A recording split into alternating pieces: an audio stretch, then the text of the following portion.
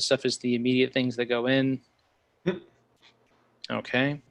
Sending data. Periscope is online, Mixer's online, YouTube's online, Facebook's online. Twitch always connects last, so I'm going to go ahead and assume that we are live. Welcome, everyone, to D&D Tonight. My name is Bradley. I am going to be your dungeon master for this, our kind of bookend to Chapter 1 of After Hours, which is exciting. Super cool. I wanted to go ahead and say thank you for watching this as long as you did. If this is your first episode, this one might actually be one you want to watch previous episodes for, because it is the culmination of a few different plot lines converging. That said, we're basically fighting an airship, so if you're just in for that, all the power to you. First and foremost, I want to say thank you to Corporate Streams for sponsoring this episode, and I want to go ahead and introduce all of our lovely players for today, returning guests, all of them. Let me go ahead and start from my personal left. Mr. Lumen, who did you bring to the table today? As always, I bring Aerosmitka, the changeling artificer who carries ale on one side and the other side, always making new brew and making new friends or enemies, depending on how he swindles things. Alrighty. And then we have Mr. Mike. Welcome, Mike. Hi there. Today I'm going to be Hogan Taint Von John, as always. He's a halfling barbarian with a heart of gold and a brain of mud. But he's trying to do his best to change the world for a better before he's done with it. Alrighty. And then also returning with us is Mr. Nolan. Nolan, who have you brought to our table? I am playing Corin Harath. He is a Kalashtar paladin. Excellent. And then we also have Caroline. Caroline, who are you bringing today? Hi, so I'm going to be playing Abra, who is a dragonborn warlock. Chaotic good and, loves to play in disguise whenever she gets the chance. Alrighty. Let's go ahead and actually pick the story up back right where we left it off with Abra at the end of the previous episode that we were seeing. Abra, you're in your chambers at the Clifftop Adventurers Guild when a voice speaks out from the darkness. You see only but orange eyes as you enter in and see just this kind of formless shadow kind of almost imploding on itself. It says, "Hello, we have much to discuss." You know this to be your pact giver, the specifics of which we haven't made public at all. You only know this is the source of all of your magic abilities. Yes, where would you like to start, sir? We have business in Solargo. There is a country that is about to dissolve into ashes, and we must prevent that from occurring. There's a force that has been culminating war, and should they find success within the next 3 days, it will be bad for us. We will find it extremely hard to combat resting powers should this come to fruition. Follow the dark lanterns and ensure that the Stormspirit dies.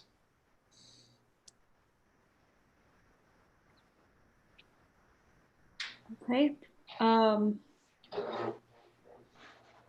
And who will be joining me on this mission? One of them a paladin, a Kalashtar, Corin Harath.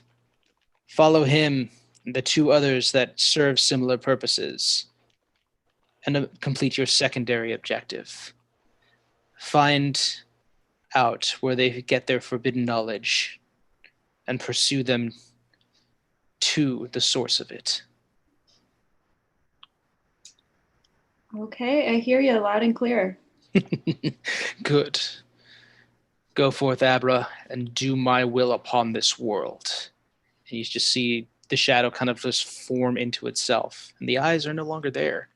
The room is quiet. You can hear the sound of like sky barges moving to and from the city below, and the lights are always cascading in Sharn, but there's this feeling that although this being is gone, it has not fully left its presence away from this room.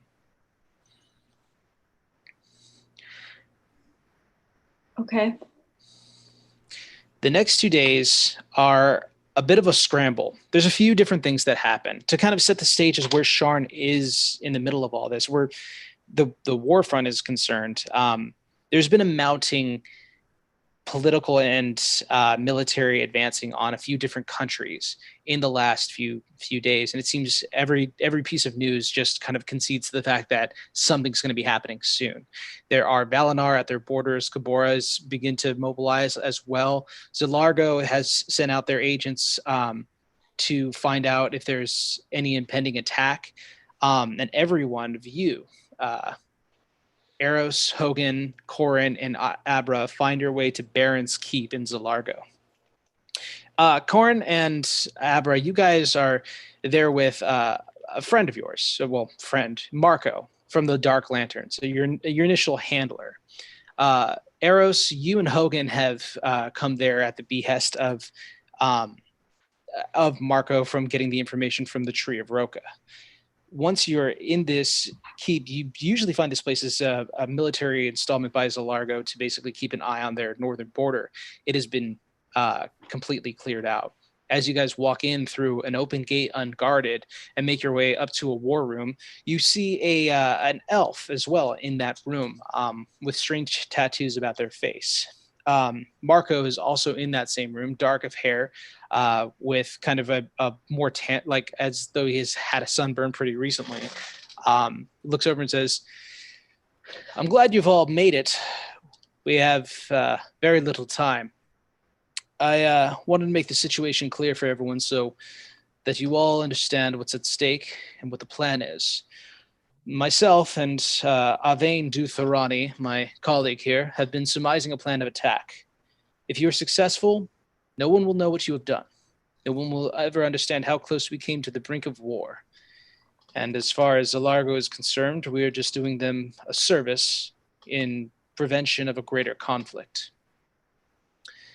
First, I'd like to say thank you all for being here. And though we cannot praise you publicly, as they would cause other conflicts to arise if we were to acknowledge the gravity of the situation, we would instead like to compensate you very handsomely upon your success.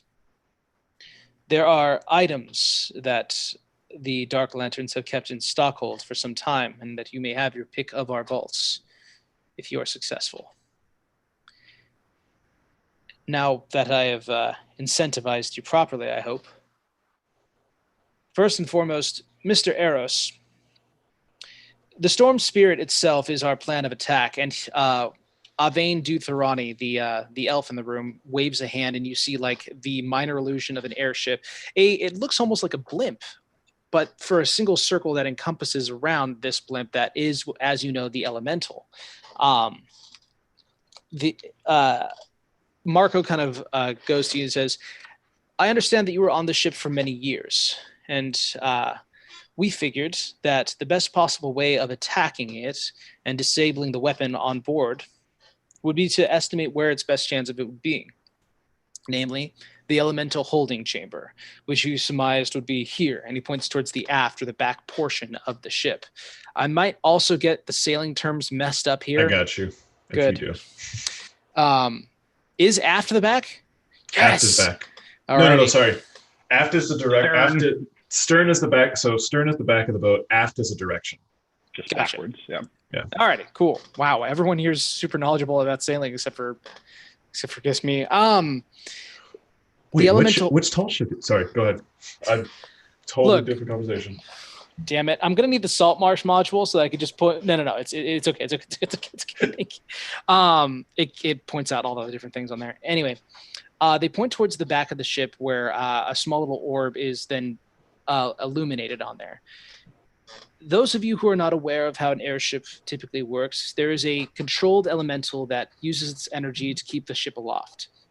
We surmise that this place being a counterbalance against how freely the elemental moves about the ship through energy, this would be the best place to have the installation of the weapon placed, or at least its controlling console. As they had to add this machine to the ship, a considerable deal of weight has been surmised to be placed somewhere. We estimate, to our best ability, that it would be installed in the back. Eros, can you confirm such a theory? Yes, yes. The elemental is in the stern of the ship, down bottom of the hull. I will say, this is my home. This is the place I grew up on and was raised. And you kind of see him. You see him kind of like take a deep sigh on it. If there's a way, I can remove the elemental, destroy the ship however you wish. I would rather remove him and get him out, because that was a promise I made to him many years ago. I do not see an issue with releasing the elemental on there if it does not interfere with the overall mission. I will allow you your chance, but if it comes down to stopping this thing from destroying an entire city versus freeing a single elemental, I have to do the greatest good by the most amount of people that I can. I would instruct similarly of all of you that you should not place the life of a single elemental over those of an entire city, though I do not think I need reminding you the gravity of the situation. You see Eros look at everybody and he goes, none of you have to sacrifice yourselves for the elemental. This will just be something I do. Eros, go ahead and make a history check for me real quick. He's so driven with dramatics right now, seeing his own home. He gets a 5. A 5, okay. You know that it is possible to free an elemental. You do not know how. I'm sure he'll figure it out. Oh, I'm sure. I believe in you. I believe in you. Marco then turns the ship about face so that it's facing you. He's like, now, I would ask what you guys think the most vulnerable portion of the ship to enter in through, as we will be having 2 teams, you being the first of which. Your job is very simple: to find and disable the weapon, to kill any of the cultists that are aboard this ship, and saving Captain Mitka in the process if we can, and apprehending the gnomish artificer by the name of Many Moose Graven, if she is indeed on board that ship. Now, we have consorted with a group of specialists. You have to understand, with military mobilizing, Marco kind of scratches and you kind of looks like he's shifting from foot to foot, a little uncomfortable at this. He says, we had to employ what we had and what we consider to be the best at. Essentially, this procedure will not be that much different from a heist. So we had to involve the Boromar clan, a group of people who have and undertaken such similar jobs before.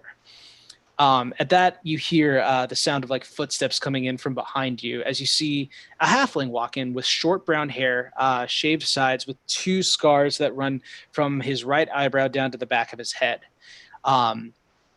He's a jolly fellow, yes, Mr. Eros. You see Eros look down to Hogan.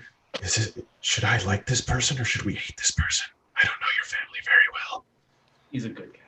He's a good guy. I like him. Mr. Hogan, you happen to know this gentleman as Garrett Kettlewhistle.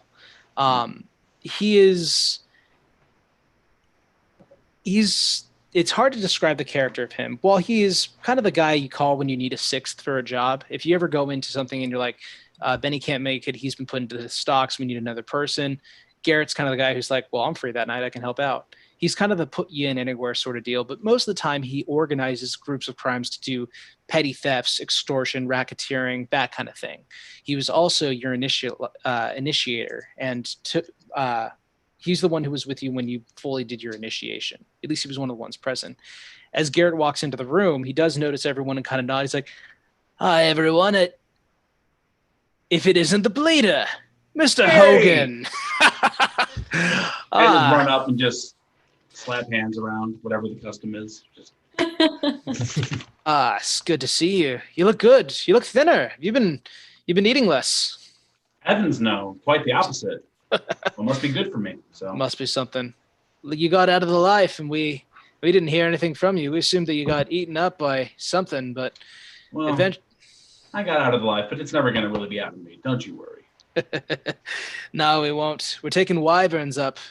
We're going to be assaulting our people this particular vessel for the top part of it. Most of the group is going to be up on the top side of the ship, dealing with the security on top to give you guys less trouble down below.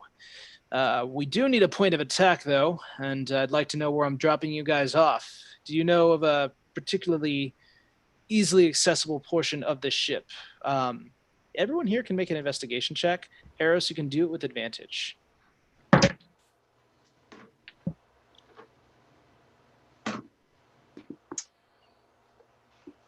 24. 9. 9.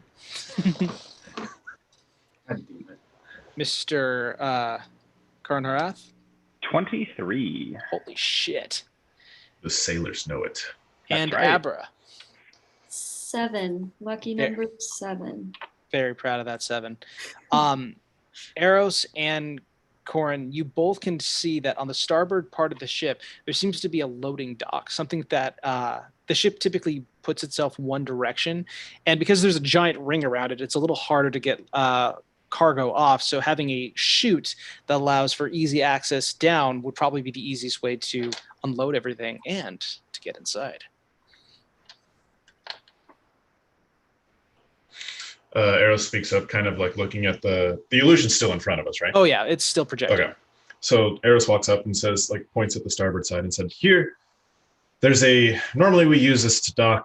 We have it on both sides, but according to the captain, he decided to make one side weaker if in the case we ever needed to sacrifice our ship.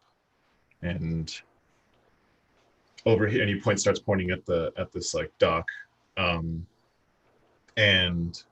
or at where the loading dock is, and you see it's like there's less planks underneath the loading dock, and so the wooding and the wood there is not as strong.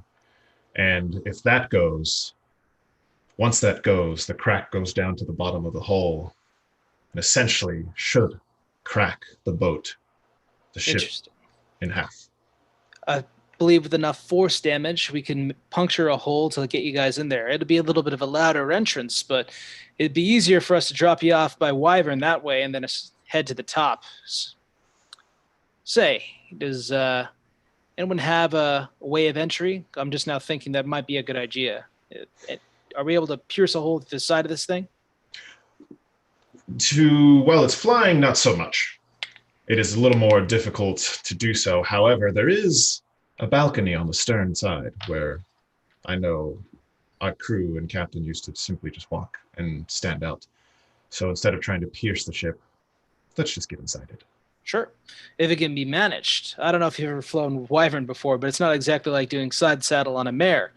You're going to be up in the air. There's all sorts of directions to consider. If we can flap you close enough to that balcony, we'll make it. But if not, maybe the Dragonborn could pierce the side of it with an Eldritch Blast. I'd be impressed. Always happy to do it if Just in case you need a can opener this. Now, once inside, you're going to be in for a fight. We're going to be taking as much of the heat off of you. Marco steps. He's like, now, while they're on the top deck, they're going to be engaging them and seeing if they can take out as much of the cultists as we can. But it's important that we get people of interest. We believe Captain Mitka will be piloting from below. They've kept him on the bottom deck and had him tied to the elemental, moving the ship wherever they please. I happen to believe from certain sources that we will also find whomever is in charge of this particular mission. The Cult of the Dragon Below has a low-level officer of some sort in charge of this. We would like them eliminated. We do not need them alive. Eros speaks up. If you can get me into the stern, if you can get me on however which way you do it, whether by blasting through or simply going, let me handle getting the elemental and captain. And he pulls out the robe from the brother that they fought with earlier, Brother Eamon's clothes, and changes his face into the Brother Eamon's face and puts on the medallion or the pendant from Ratokesh. Interesting. Does anyone else have similar disguising abilities? I do. Really? We might stand a chance with this plan. I'd initially thought this was going to be an all-out fight, but if we can shift this to be more deception, and take advantage of the confusion and chaos caused on the top decks, we might be able to get Captain Mitka out safely. Kettle Whistle, I will require one of your men to be on standby outside that ship, ready to take down the captain at a moment's notice. Now, do you require some sort of containment field for the elemental? Is the idea to remove it from the ship or to simply let it loose? The moment that you lose that elemental, the ship is going to begin falling at a very drastic rate. That's what I aim to do. Whether it's we letting it free, it needs to be gone. Understood. And he looks over to Kettle Whistle after hearing that to take out Captain Mitka, and he looks over to Kettle Whistle and says, Cat Whistler, don't you worry about my captain. I'll take care of him. Knocked out, somewhat alive, but he needs to be alive. I don't need someone killing him. I maybe got half of that, but sure, you got it. Good. Avane speaks up for the first time since you guys have seen him. He says, it is approximately 300 miles between here and Trollenport, the major capital of Zalargo, where they mean to make the epicenter of their attack. Roughly, it can be traversed in a number of hours. We will be attacking them relatively soon. Mr. Corin, I understand that you are one of House Deneth's best sentinels, their trusted guard, even though you carry no mark. Well, that's what I'm here to do. So, we understand every person on this team is here for a specific reason. All of you are going to be the necessary force that we're going to use to pierce the Stormspirit and bring it to the ground. We aim to save lives here, and I ask you that you protect everyone on here, as well as everyone else to protect each other. If one of you dies, the chances of success will dwindle so very low, we might not have attempted this endeavor at all. Keep everybody alive. That's the name of the game. The likelihood of this succeeding is very slim, though we have an opportunity to do so. If there's anything that you need to do prior to us boarding the Stormspirit, we have but a few hours before the assaults. If you have any questions, myself, Avane, Mr. Garrett would be happy to assist you and to illuminate any further points of the plan. Mr. Eros. Do you have any books on Rat-Tel-Cash? If I'm going to play this part of the brother, then I need to know what dragon I'm talking about. And as in good favor from friends that I've worked with, pay us half up front. I'm afraid I did not bring much with me as far as payment goes. Well, what you have for reward, we could figure something else there. You're having me destroy my home. We can supply each of you with healing potions, one apiece, so each of you can add a single standard healing potion to your inventory. It is a bonus action to consume said healing potion. It is an action to shove it down the gullet of someone else. You can all carry those on your person. This we do in good faith. I will be sure to allow you to have full access to the Vault of the Dark Lanterns later on. But as far as information on the Cult of the Dragon Below, there's very little to be understood about them. I prepared a dossier on the potential ne'er-do-wells, but I'm not even sure that'll be of much success to you. This is what I know. The Cult of the Dragon Below does not specify as a single one person leading an entity in most cases, but rather a madness that takes hold of a few groups of people to enact their will upon others. We believe there is at least one person orchestrating this in the form of a fiend. I believe that Mr. Corin and Miss Abra were responsible in terminating one such individual not too long ago. We suspect the same aboard this ship. There's usually a fiend, and they are not to be trifled with. Expect a very hard fight should you go up against them. They're also not very easily deceived. The Cult of the Dragon Below pays homage to, typically most would assume that it would actually be related to a dragon, but really the cult is deceptive, and it is currently run, we believe, this sect, by the overlord Raktalkesh, a kind of fiend of war, one that encouraged violence. I believe that those responsible on this airship mean to start a war in which he can gain further power and break free of his bonds. At least that is the hope. Maybe that will be enough for you, I'm not sure. As long as they don't ask me about too much of the clan, I think I can play the rest of it off. Just Excellent. making sure I don't lose to my lies. Is there anything else any you wish to do beforehand, or any other information you require? Very well. Mr. Kettlewhistle, see them to their wyverns. Garrett smiles kind of with a grim half smirk, and he says, "Follow me, Gorges. I'm going to show you how to ride." He leads you guys outside, and you see like a fleet of lots of different halflings and these wyverns, these small miniaturized dragons and that have saddles on the back of them. First and foremost, has anyone here ridden a wyvern before? Eros looks down at Hogan.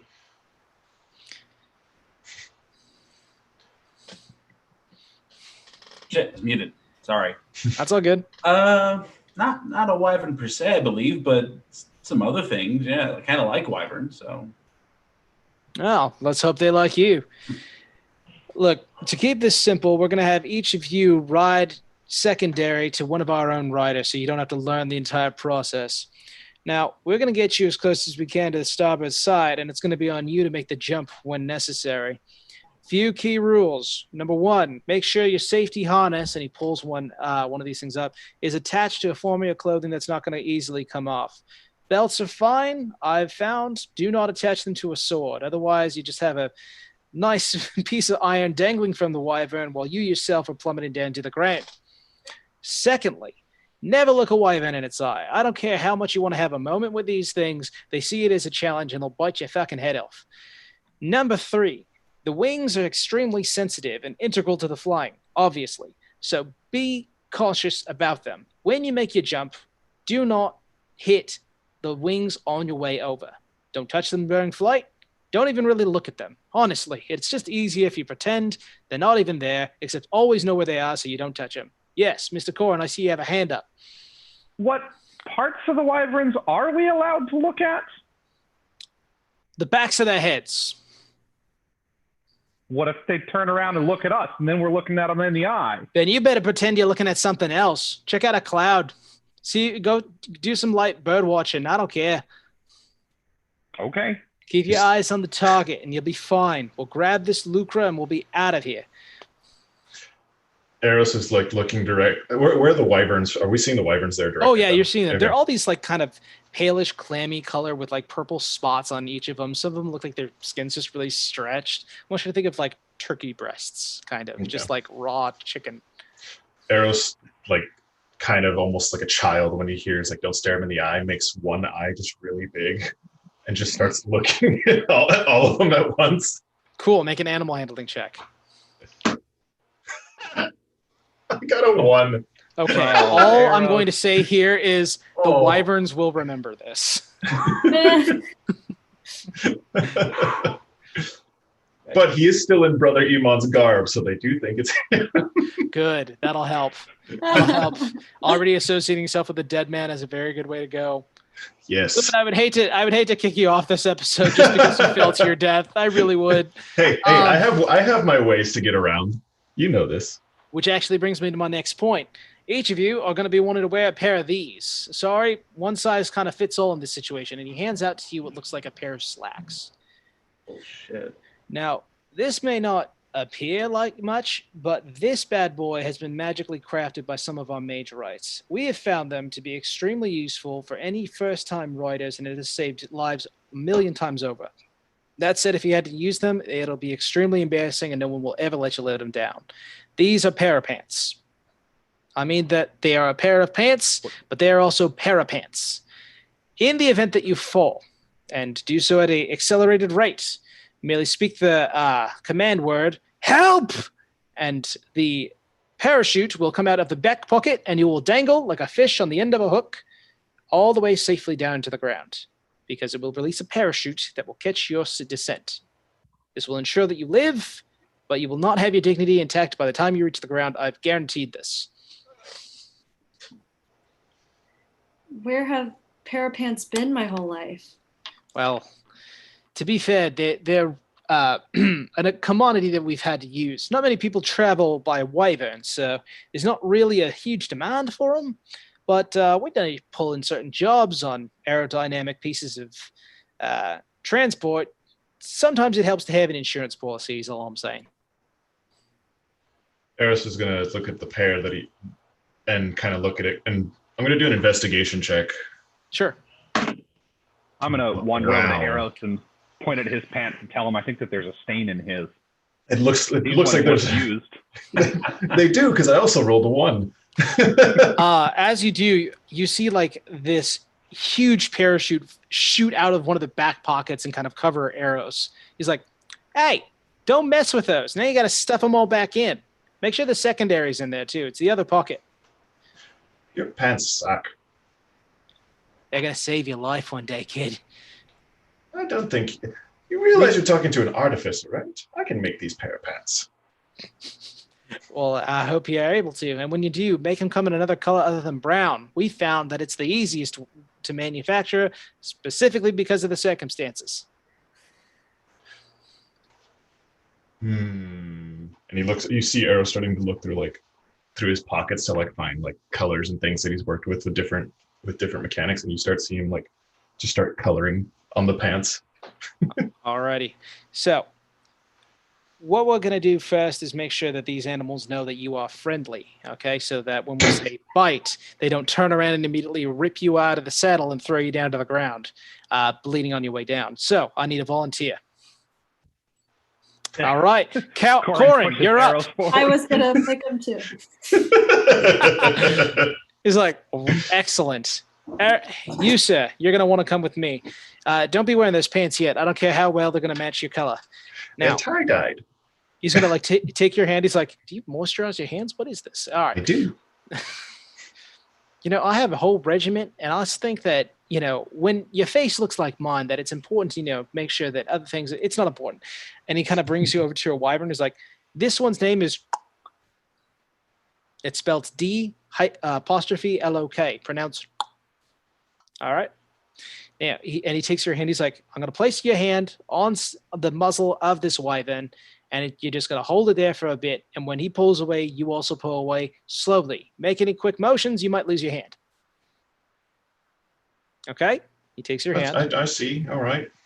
Yeah. Places it on the muzzle of the wyvern. There's a brief 10-second that goes by. Make an animal handling check. With disadvantage because of the one you rolled earlier. I rolled a 1. 3 1s in a row. This is not a good day. Then I will have you him make out of the way early. I like it. Yeah. Go ahead and make a dexterity saving throw. 10. 10. Which also has a 1 in it. All right. As you just barely place your hand onto this muzzle of this thing, it just kind of goes, and you think that it's purring, which is adorable, until you realize that it's a low growl, and it just kind of goes for your arm, and it clips off a good portion of you, pinches off a good bit of skin. You can go ahead and add yourself 2 points of piercing damage. And then you see Arrows pull his hand back, and you start seeing him kind of get a frostbite ready. I swear to God. Nope. We need every single wyvern here. Let's go ahead. We're going to take you over to Shelly. Shelly's great. I love Shelly. We're going to go ahead. Everyone go ahead and make animal handling checks real quick. Eris, as he's walking away, directly stares at this one. You see its wing just go. Oh, Mr. 6 from. Alrighty. Now, does my proficiency with riding dinosaurs, is that close enough where I can get an advantage on this? I will allow you to add your proficiency modifier to the roll, but I will not have you roll with advantage. There's a proficiency nice. for riding dinosaurs? Yeah, he's got it. I don't know how I came to that, but I sure do. You're a Talenta Plains halfling. It's in the book. That's a story that's going to be fun to reveal when I have contact. Dude, the fast and loose world of dino racing is a whole thing, man. Like if you never did Tomb of Annihilation, like you bet all that stuff on Banana Sunday, and like she just goes as fast as she can. You think that I'm joking, but these names are in the book. All right, so you got a 6 for Mr. Hogan. What about you, Corin? It's gonna be a 10. 10, and then Abra. 4. 4. Okay, holy shit. It's not a good start. Listen, we've never ridden wyverns before. I don't expect you. I don't understand why you expect all of us to be naturals at this. No, I didn't think that anyone would put proficiency in animal handling either. That's why I had this bit in. Never puts it in animal handling.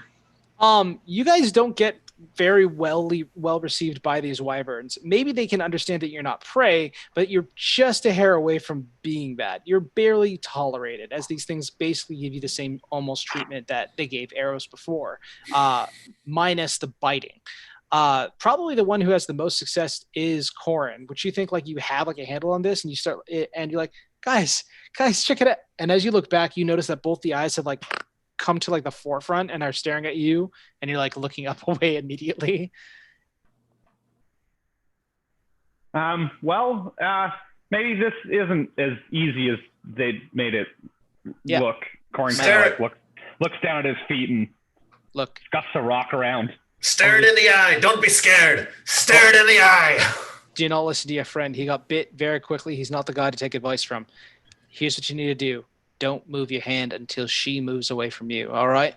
Very important you don't do that. As long as you're here, you're safe. When you're here, you're family. All I've gotten. Now, you just stay there. Everyone else want to get lunch. Lunch sounds good. You stay there. You're doing great. And he just kind of like walks away, and he has the rest of the party join him. Corin, you're just here with your hand on Wyvern. You notice like the rider who has like a small little set of like almost sunglasses with like slits in them. They're like, I think he's fucking with you, mate.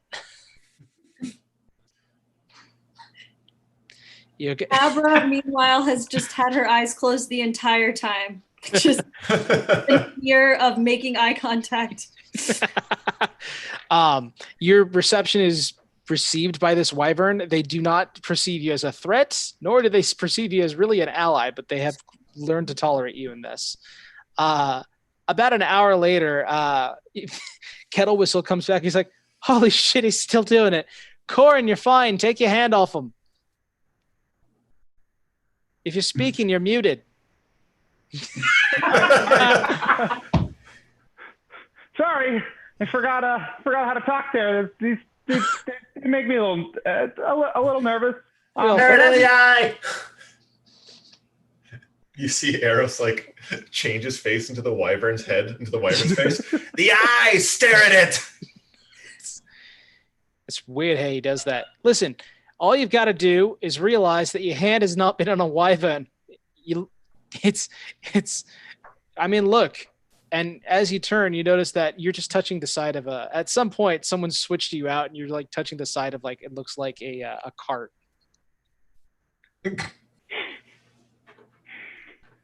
Well, all right. Well, we've got that out of the way, so joke's on me, I guess. Nah, you did great. You're going to be fine. You're going to survive this entire thing. You're going to save the kingdom. You're going to be fucking heroes. And us, we get paid, which is almost as good. Now, we're going to be going up in a few minutes. Use your restrooms. Make sure you haven't eaten an hour beforehand. And, you can't really change that. Don't worry about that last bit. Use the restroom if you need to. Change into your pair of pants, and you'll be good to go. Yes, Mr. Hogan.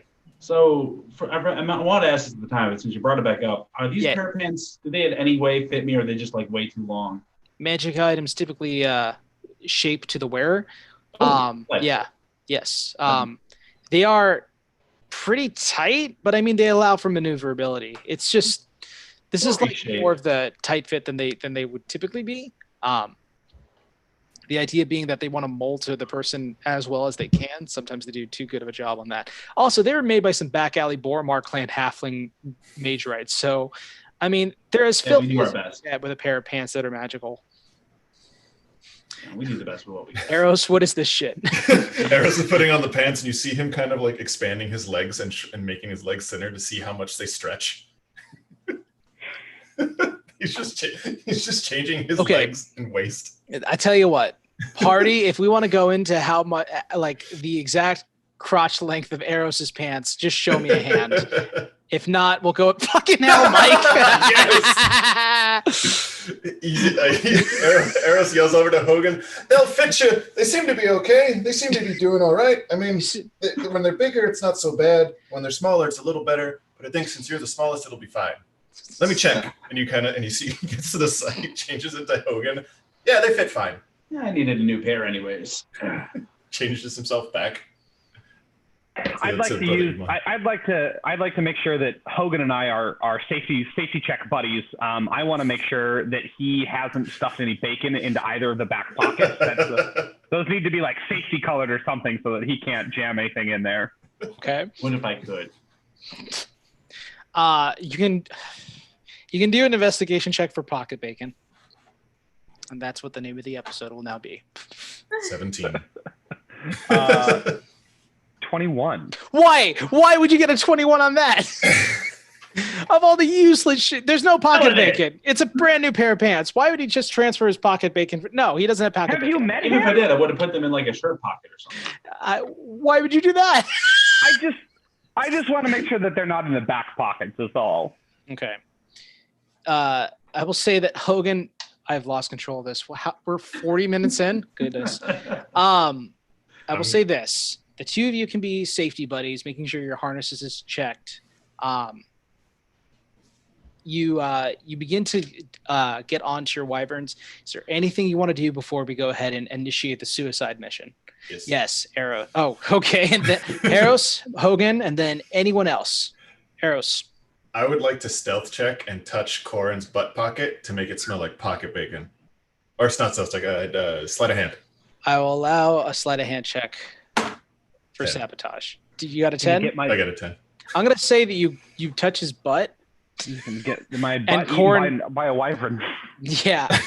You frost the cake, essentially, and do it to an extent where Corin definitely notices what you do.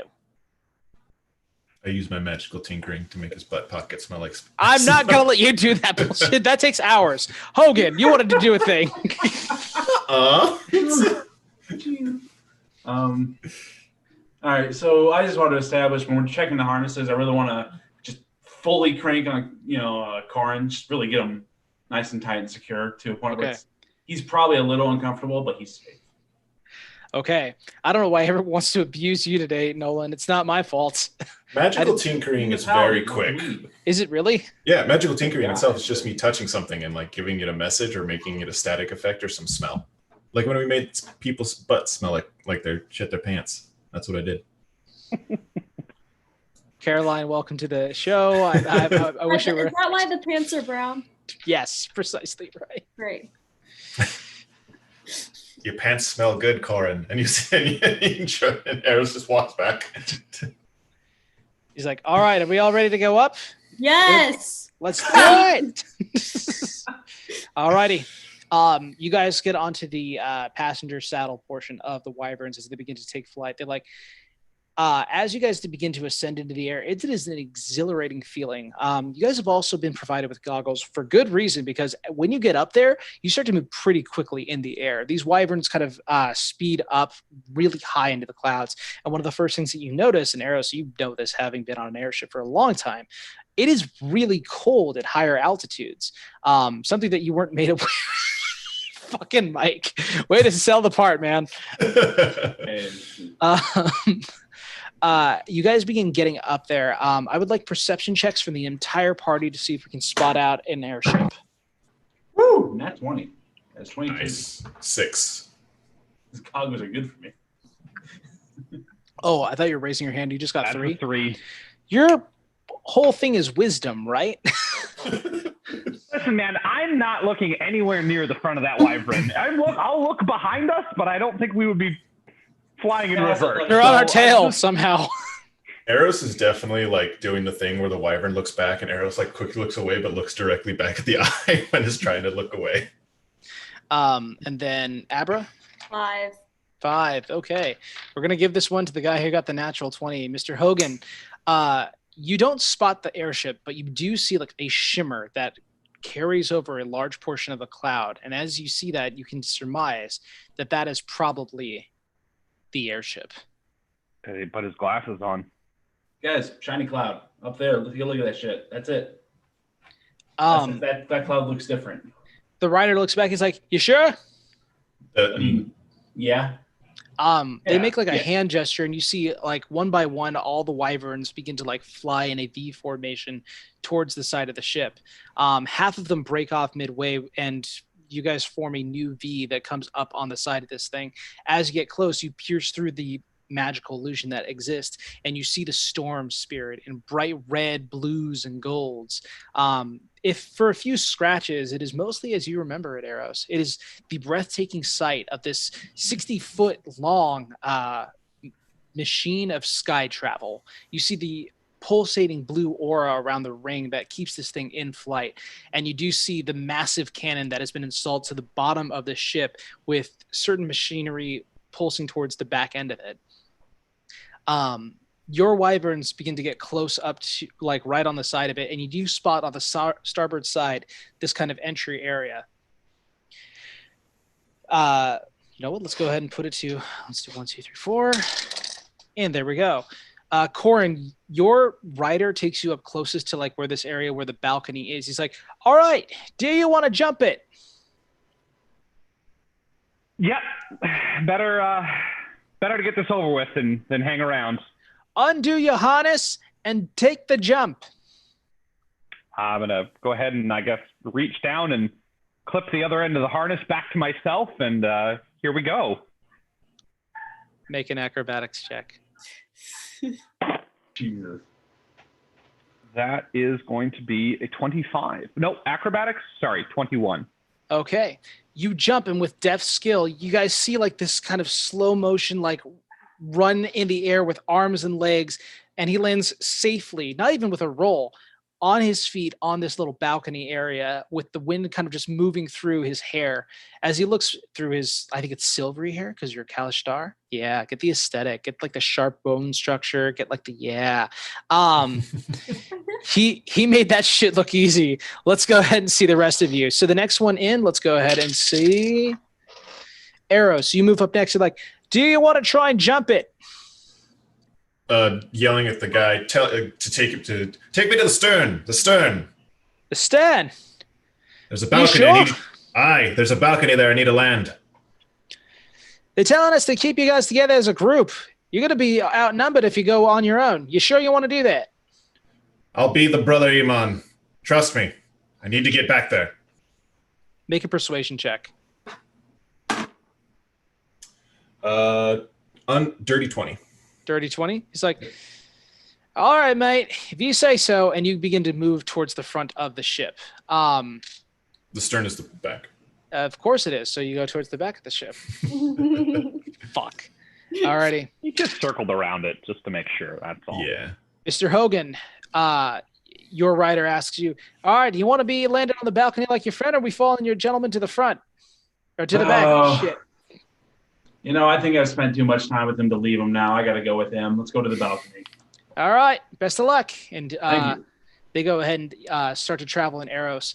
Abra, you're confused. The plan was to all land on this balcony where you've seen Corin do so, who you've been with before. And then you also see to the back end, these two guys just breaking rank and going towards the end of the ship. What do you want to do? I'm going to jump and try to join my friend Corin. All righty. You move up to the side of this thing. It's like, "All right, undo your harness and jump." All right. That's gonna be a 3. All righty.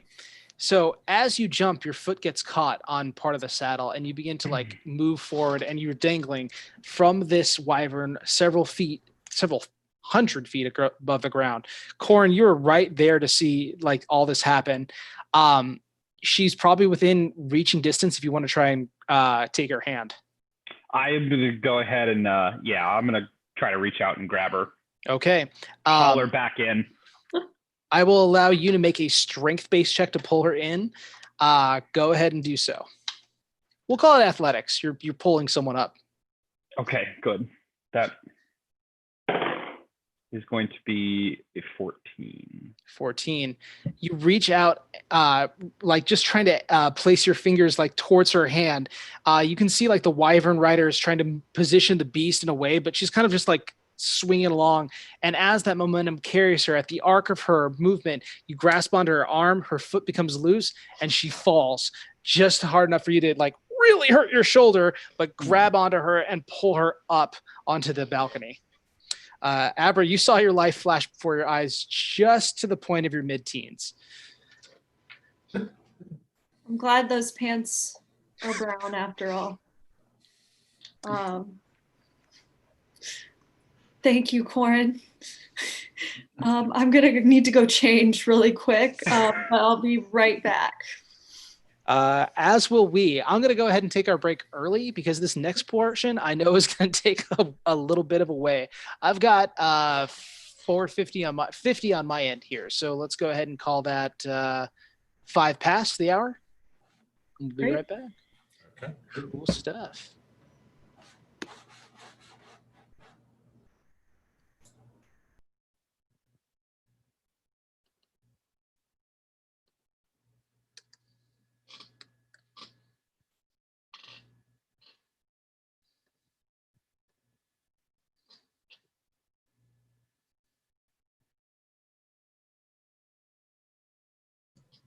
I believe in you. Thanks, Mike.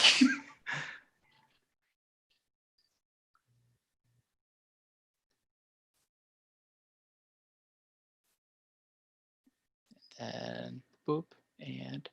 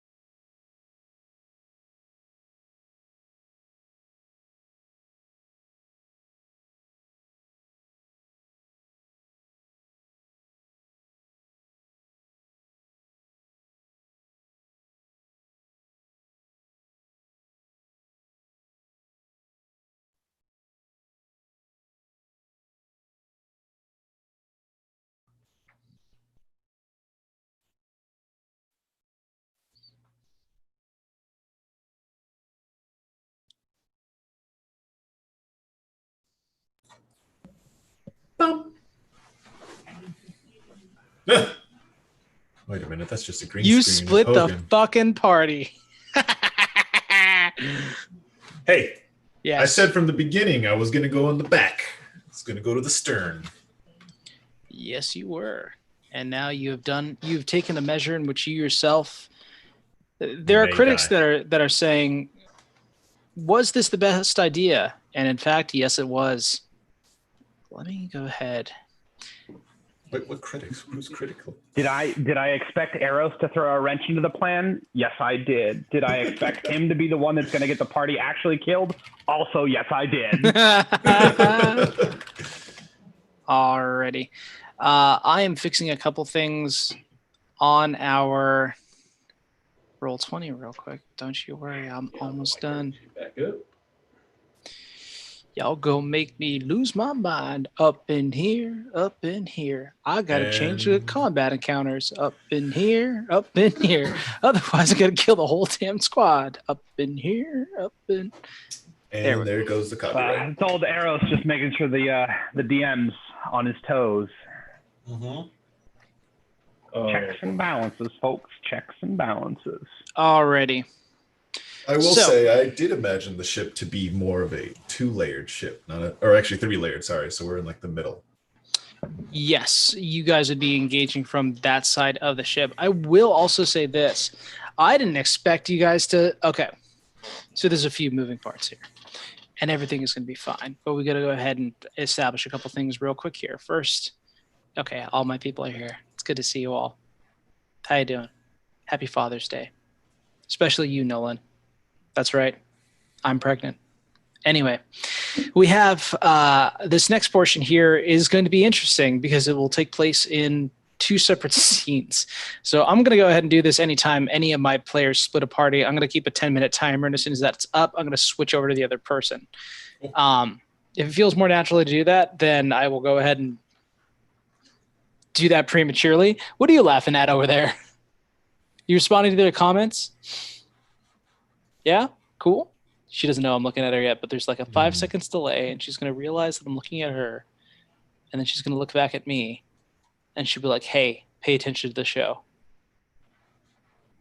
Or she could just be listening to a podcast. Anyway, so we're going to go ahead and begin with Corin and Abra. And to give a better visualization of exactly what's happening. Oh, yeah, did you just get it now? Great. Unbelievable. Let's go ahead and share this screen right here. Hey, there it is, and it's beautiful. I'm going to keep you guys all to the right here because that makes sense to me, but I'm going to hide myself. Okay. Now, it might be a little bit harder to see, but there are barriers in between here that are made in black. So Hogan and Eros, you're down here at the bottom. Corin and Abra, you guys are here at the top. First, before we go ahead and do Abra and Corin's bit, though, Hogan, Eros, how do you get in through the back of the ship? Do you just want to skydive into the window? There's on the back of the balcony. We just land in the balcony. That's how I imagined it. Okay. Upon your entrance there's a single person, and you see the elemental holding tank, which is off to the left here. That's just to explain to you for right now. Abra, Corin, you are currently outside of the ship. So, I mean, this would be a more accurate thing, but don't worry, you're not falling off the edge. What would you guys like to do before you enter in? Because there is a door that you can walk in through the cargo hold.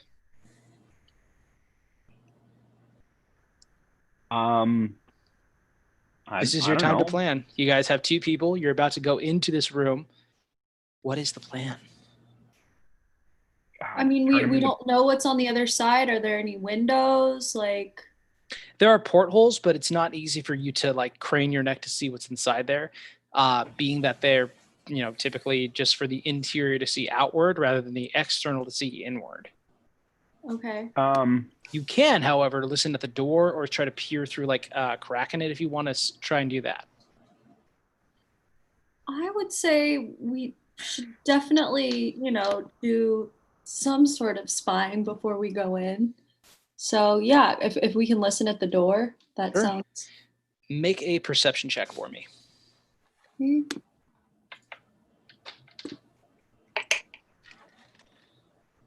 16. 16. You do hear two distinctive voices discussing. The first one saying, "How long until we reach the capital?" Someone else says, "Probably another hour or so." "Why? You in a hurry? Got a hot date tonight?" He's like, "No, I wish it to be done. I'm called to see the destruction of the world by the hands of Raktolkesh and be made anew." It's like, "Brother, you don't need to prove anything to me. I thirst for the same thing. We just need patience now. No one knows we're coming. Everything is going according to plan." That's what you get with the 15.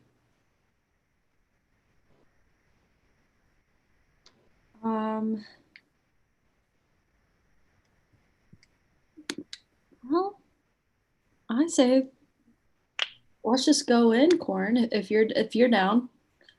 My plan was turn them into paste as efficiently as possible. Yeah, let's do it. All right. Who's breaking in first? I think maybe it would be wise if I went in first. I'm going to go ahead and guess you're a little bit squishier than I am. I mean, I'm covered in dragon scales, but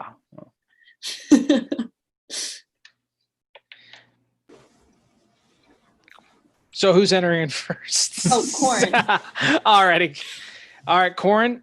You bust in through the entryway, and as you open up the door, you can kind of see like some of the air pressure kind of blowing out of the door as Abra follows you in. Do you want to keep the door open, or you want to close it behind you? I think we can close it. Okay. As you shut down the hatch, you do see in the same room with you. And to clarify, the room is 10 feet wide and about 40 feet long. You do see two cultists in this room with some boxes that are roughly about 3.5 feet tall. Easy to duck under, easy to vault over. As far as you understand, they count as rough terrain. So they'll expend 10 feet of your movement to vault over a box, and you end up on the other side for sure. That is just how this plays out. You do see these two cultists in the room in the same red robe that you saw Eros wearing earlier. As they turn, they're like, and as he's like, "What were you saying about nobody knows?" And he pulls out a knife. We'll then go ahead and immediately switch to the back end. So, Hogan, Eros, you guys are currently outside. You're on the balcony. You have this moment alone to plan. I'm going to go do a perception check to see if there's anybody we can see from the balcony where we're at. Okay. Go ahead and make a perception check. Good. I got a 23. 23. As you look inside, go ahead and hide over here. You see no one. No. You see exactly one individual just in the back next to this kind of energy field. And next to the energy field, you see a set of controls. It seems to be a single person. They do not appear like the cultist brother Iman did when you encountered him. No, in fact, this looks like a rogue, a swashbuckler, a ne'er-do-well, a sky pirate. I'm not just saying that because he's a pirate in the sky. Is it anybody I recognize? Not to your knowledge. This person is unfamiliar to you. Okay. I look over to Hogan and I kind of just start making hand gestures to hopefully that he understands, and I make just one, and then like try to make like a swashbuckler pirate hat looking thing, and I point at the at the pirate. Roll a wisdom check, All right. Hogan. This is gonna 9. Okay. So nothing funny. Apparently, he's just asking if you used the restroom before. Yeah, before we left. No. Yeah. Arrow's just like, pirate, kill guy. You guys want to just bust in here? Well, and yeah, I'm just gonna just like start gesturing that I'm gonna bust in, but I'm gonna have the face on first.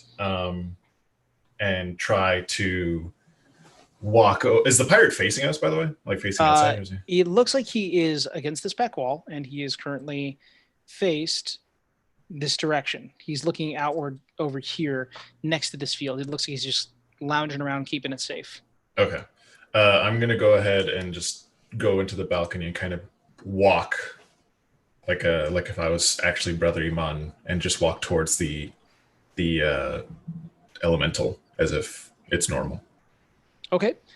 You begin walking towards the elemental itself.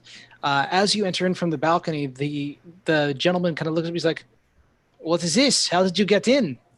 I've been here this entire time, my child. I'm Brother Iman, one of the higher ups of the Raktalkesh cult. And I show off the little thing. And you were on the balcony that whole time? Look at the view. And I kind of gesture him to come with me towards the balcony. I will allow you a deception check real quick. Jesus Christ. 11. 11. Hang on a second. It was like on 13, and then it just went like 5. He looks... Believe it or not, I have a fear of heights. I'm going to be staying right here. I will take your word for it. Is everything okay? We are keeping the machine in tip-top shape for Zofrim to activate upon our arrival in a few hours. Good to know. Has anything been odd with the elemental? Anything? I'm just making the rounds on the ship and wanting to just make sure everything's fine with our travel and our plans. Well, if you must ask, the captain has been adhering to his end of the bargain, and he has been controlling the elemental to the best of his ability. And so we have had very little problem. There is, unfortunately, some disturbance that it has every once in a while when one of the members comes near the elemental itself. I myself have not noticed anything. I tend to leave it alone. It leaves me alone. Oh, that's good to know. And have we placed guards already with the captain? He is overseen by Zofrim himself. But as you would know, as a higher up member. Well, I tend to make sure that everything is up to guard with our captain, with our hostage. It's important. He's the one who is keeping us in the air, that and this elemental. That's why they have me back here, to protect your interests. As he's talking, you can kind of hear like a thudding sound on the roof, and you hear some like light shouting as some people are like moving about cabins. He's like, "Well, that was strange." Go check on that. I have been under strict orders from Zofrim to be here. You may be outranking some of the others here, but he is the top rank. I will adhere to my position here if that is all the same to you. I will again urge you. This is my mission, and I need to make sure it's done well and it's done to success. So go make sure that no one is destroying this ship. I will take an intimidation check for that. Okay. Please do while my arms are tired. I know. 22. I'm trying to. Yeah. He says, I will check on what is happening and I will report back here. Good. He does a small little like salute and he begins to walk down the hall. We'll go ahead and say he's about there by this point. Hogan? I immediately go over to grab Hogan and like lift him up. Jimmy. That was smooth talking you got there. I was either gonna. I know. I would have had you about to do it. I was about to just grab you and throw you at him, axe in hand. Never hesitate to do that. A lot of halflings don't like that. I think it's fun. Good. This is why we're good friends. That's why I followed you. Good. Hogan, I want you to meet a Donnie. You can call him Don for short. I gesture, and Eris gestures to the elemental. I've known a Donald Kedix in the past, but first time I've met a green blob named Donnie. He's a bit temperamental at times, but he's got a sense of humor for an elemental. And it's an elemental. Holy shit. Mm-hmm. Yeah. Eros looks over, puts a hand over kind of the container and starts talking in primordial to Donnie to ask Donnie, how are things? How are things going? Well, just fine. Just the other day I was forcibly held against my will, and I was thinking, things could be worse. Yeah. Let's get you out of that. I promised you, back when I was first brought here, that I'd get you out of this because being on a ship didn't seem so fun for you and for me at the time. The control console is right below the orb. Hit it hard enough and it'll break open. You can take the shard and break free. Hogan, I'm going to need your strength. This console, need you to break it as hard as you can. Oh, baby. I'm waiting to hear something like that. Oh, tell a barbarian to break things. I'd love to hear that. Oh, I just want to swing for the fences. Well, hold on. Mm-hmm. I'm not going to burn a rage on this. I'm going to swing for the fences, though. Just try to fuck it up with my great axe. That is 23. 23. What's the damage on it? 7. You smack into this lock, and it breaks open on the first hit. You can see inside is a shard. He's like, if you destroy that shard, I will be unbound from the ship. You will then start getting real acquainted with the ground real quick. Look over to Hogan. You ready? Wait, I don't understand what he's saying. If we grab this shard, the ship immediately goes down. You ready? We got to run fast as soon as we pick this thing up. All right. Should I? Should you? How do we? I'll take it. All right. Didn't have to speak one of those crazy languages of yours to do it, so by all means. Takes a deep breath, grabs the shard, and puts it in his pocket. Okay. As you do so, there's an immediate feeling where your stomach has gone into your throat as the ship has begun to fall. You can hear this sound as the gentleman returns back into the room. He's like, "What the hell has happened? Who the hell is that? Hogan, go! Everybody run out, roll initiative." I wanted to grab Hogan and throw it at him. All right. Cool. This is going to be a... How much time will we have? So I guess how much time do we have for the ship to actually go down entirely? Terminal velocity is 60 feet per second. You guys are up about not a lot of time. Although you have not destroyed the shard, you could put it back in there if you so choose. Mm-hmm. But estimated, say that you're about 800 feet up in the air and your terminal velocity is 60 feet per second, then you would have roughly, let's call it about 12 rounds of combat before this thing hits the ground, killing everyone within you. Okay, let's see what we can get away with. Also, the console I should have mentioned is right to the right of you guys. That looks like that's new as far as you understand. You can reason that that's probably the weapon itself. You were told to overcharge it to the point by Roderick, who left on this mission to go and help with a evacuation in the capital, just to make sure there's enough time to do so. Okay. All right, people. 25 to 20. What do we get? 22. 22. What's your dex? 14. I rolled a 21. My bad. 21. I rolled a 19 and I have a +2 initiative. Okay. Sorry, adding out the points for everyone.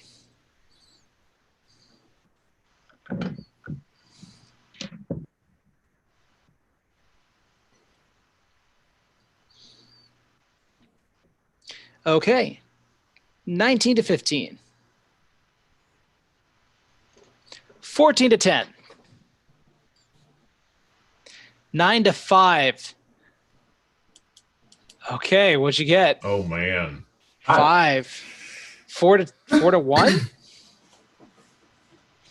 You guys are muted. Wait, were we all rolling for Yeah, initiative? yeah. Or was it All just of you them? were rolling initiative. Oh, yeah. I thought that this was segregated off and you were doing No, their stuff. no, no, and no. our Oh, stuff. I was like, oh, Nah, man. let's all fight together. I thought that was going to happen. I rolled a 14.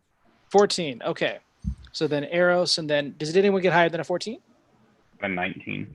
Okay, I will give that to Corin, and My then slow ass. Abra, and then finally Hogan, bringing up the rear as per usual. We're going to start at the top of initiative with the swashbuckler. The pirate has rejoined into this room. He's going to go ahead and take out his. He's going to take out a rapier and a dagger, and he's going to make 3 attacks. One with his dagger, 2 with his rapier. He'll go right on over to Hogan. Hogan, nice to meet you. Oh, spaghettios. My name is Pierre. I'm going to go ahead and beat the shit out of you now. All right. First attack is a 22. Yep. Okay. Second attack is a 21. Yep. Mr. Eros, this last attack is a 9. Does not hit. Okay. Eat shit. I'm going to go ahead and just do the quick damage for you. That's going to be 8 piercing damage from the dagger, Mr. Hogan, since you just chose not to rage on this. And then the rapier will be 12 points of piercing damage. Jesus. So as he comes up with dagger and rapier in hand, he go ahead and deftly strikes into you with the dagger. He uses that as kind of a holding point and drives the rapier through your side. As he pulls it off, he goes ahead and he takes this opportunity as he's taking the rapier out of you to swipe upwards over at Eros, who's able to deftly dodge away. He will go ahead and, as a bonus action, disengage and move himself over here to limit you guys from being able to get advantage on him. I got a question for you. Sure. Because I'm a sentinel, I can use a reaction attack Fuck. to attack the chasing creature. So can I attack him since he technically attacked women? Yes, you can. Nat 20, baby! Of course it is. Why would, Way it to be? Why would it start. be anything less than that? So That's my halfling. remind me again how crits work. Do I just roll and you double the dice value? Yes. You double the face value of the dice and then add your modifiers. 12 plus 2 is 14 damage. 14 damage. Fucking Now, hell. you don't get to hit my friend. Whatever, man. I did probably more damage than that, I'm sure. Maybe. Yeah. Also, do you have brutal critical at this level? No, I did not. Okay. But that is the end of the swashbuckler's turn as he moves to the back here. Cultists 1 and 2, who I have nicknamed Larry and Barry, after my 2 favorite tumors from Mad Max.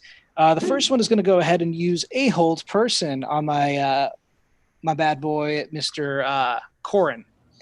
Corin, have you ever been hit by a held person before?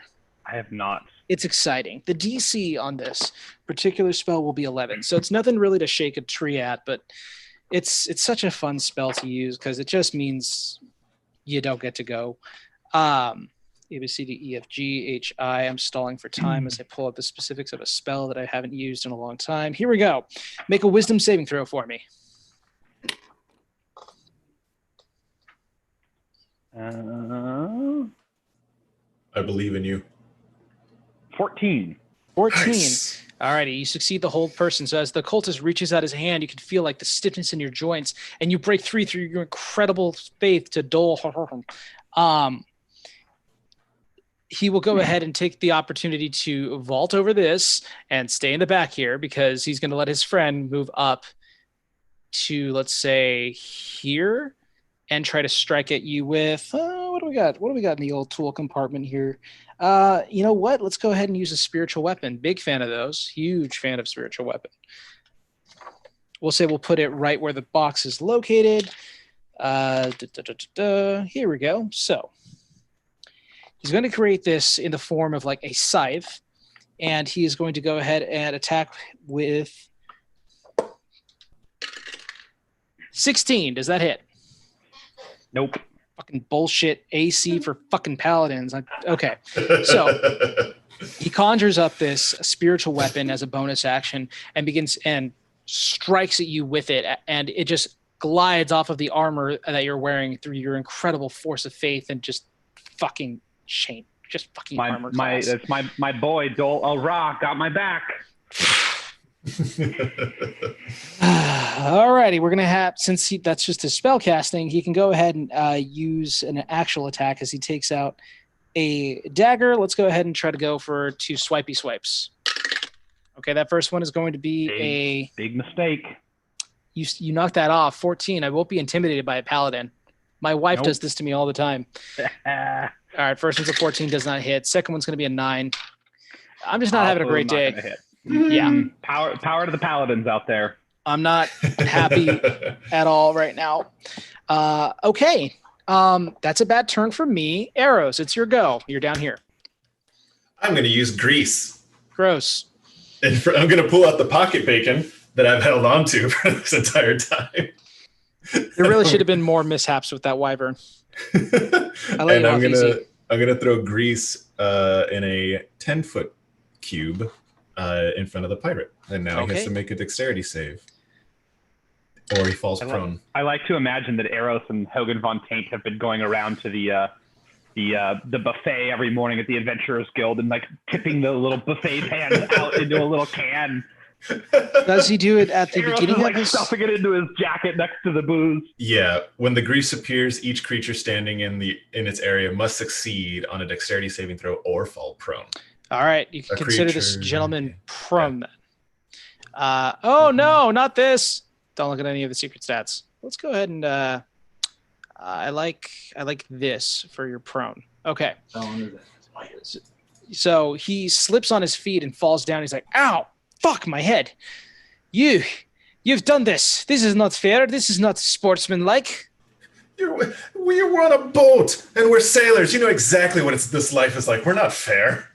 Alrighty. Any bonus action or movement on your turn, Arrows? I am going to kind of keep the shard wary, just in case I might have to throw it back into the machine. Okay. To stop the drop. This is combat turn number 1. In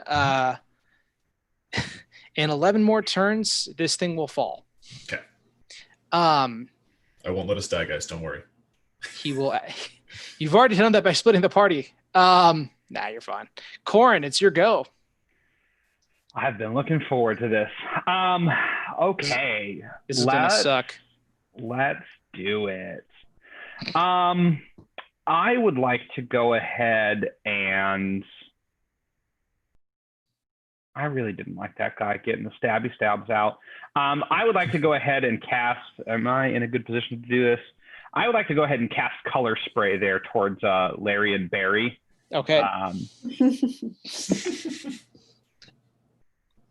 And we're going to go ahead and roll the blind, I guess, right? That's the move. Is that the move? That's the move, yeah. That's the move. Well, you roll 6d10 first. Gosh, there's no save. This bullshit. 1,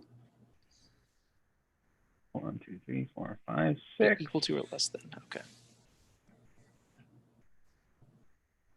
36. Okay. You can absolutely blind cultist number 2. You cannot blind cultist number 1. Why? Let's go ahead and do this. It reminds me of like the Mario lightning bolt thing where you just get stunned. Yeah. Okay. So he is blind, you asshole. You pocket sanded him. With the lowest hit points. They keep him in the same pocket, which is a bad idea. Sandpaper. Why is this bacon all sandy? They're blinded until the spell ends, and it only works for a single round, but he's blind as shit. Sweet. Anything else you want to move? You want to? Well, let's see here. That was my action, right? So I still have movements left, and I'm gonna go ahead and I would like to go ahead and move. Can I move through him, or do I have to go diagonally up and around? You have to go diagonally up and around. You cannot move through unfriendly space. So you can go like 5. Well, this would be 10 because it's rough terrain. 10, 15, 20, 25. You want to be here, but that's 20 right there. Is that where you want to be? I think so, yes. Okay. Alrighty. Yeah. I'm pretty sure you don't have a bonus action that you can do, so I'm going to go ahead and move it over to Abra. Abra, it's your go. You've got a blind ass motherfucker here. and a dude behind a crate. Is there a way I can move so I'm in between the two of them and can attack both of them with a scorching ray? Ooh, Do I have like enough- where your head's at. Yeah, you can go, that's 10, 15, 20 right there for movement, and then they're both within range with a scorching ray. Okay, great. Let's do it. Alrighty. You rolled for each attack, if I'm not mistaken. How is their AC? Holy crap. They gonna die. Listen, boyo, you worry about your own problems. You're taking on a master swordsman, a pirate. Who's fall prone from grease and pocket bacon. The worst spell I've ever heard of in my entire life. It also makes it rough terrain. So that's gonna be that guy. You put him in a pocket. I'm just. Sadly, it's a pocket I'm going to be delving into, so wish me luck. Oh yeah, Hogan's got a grease lightning over there. All right. I'll wait my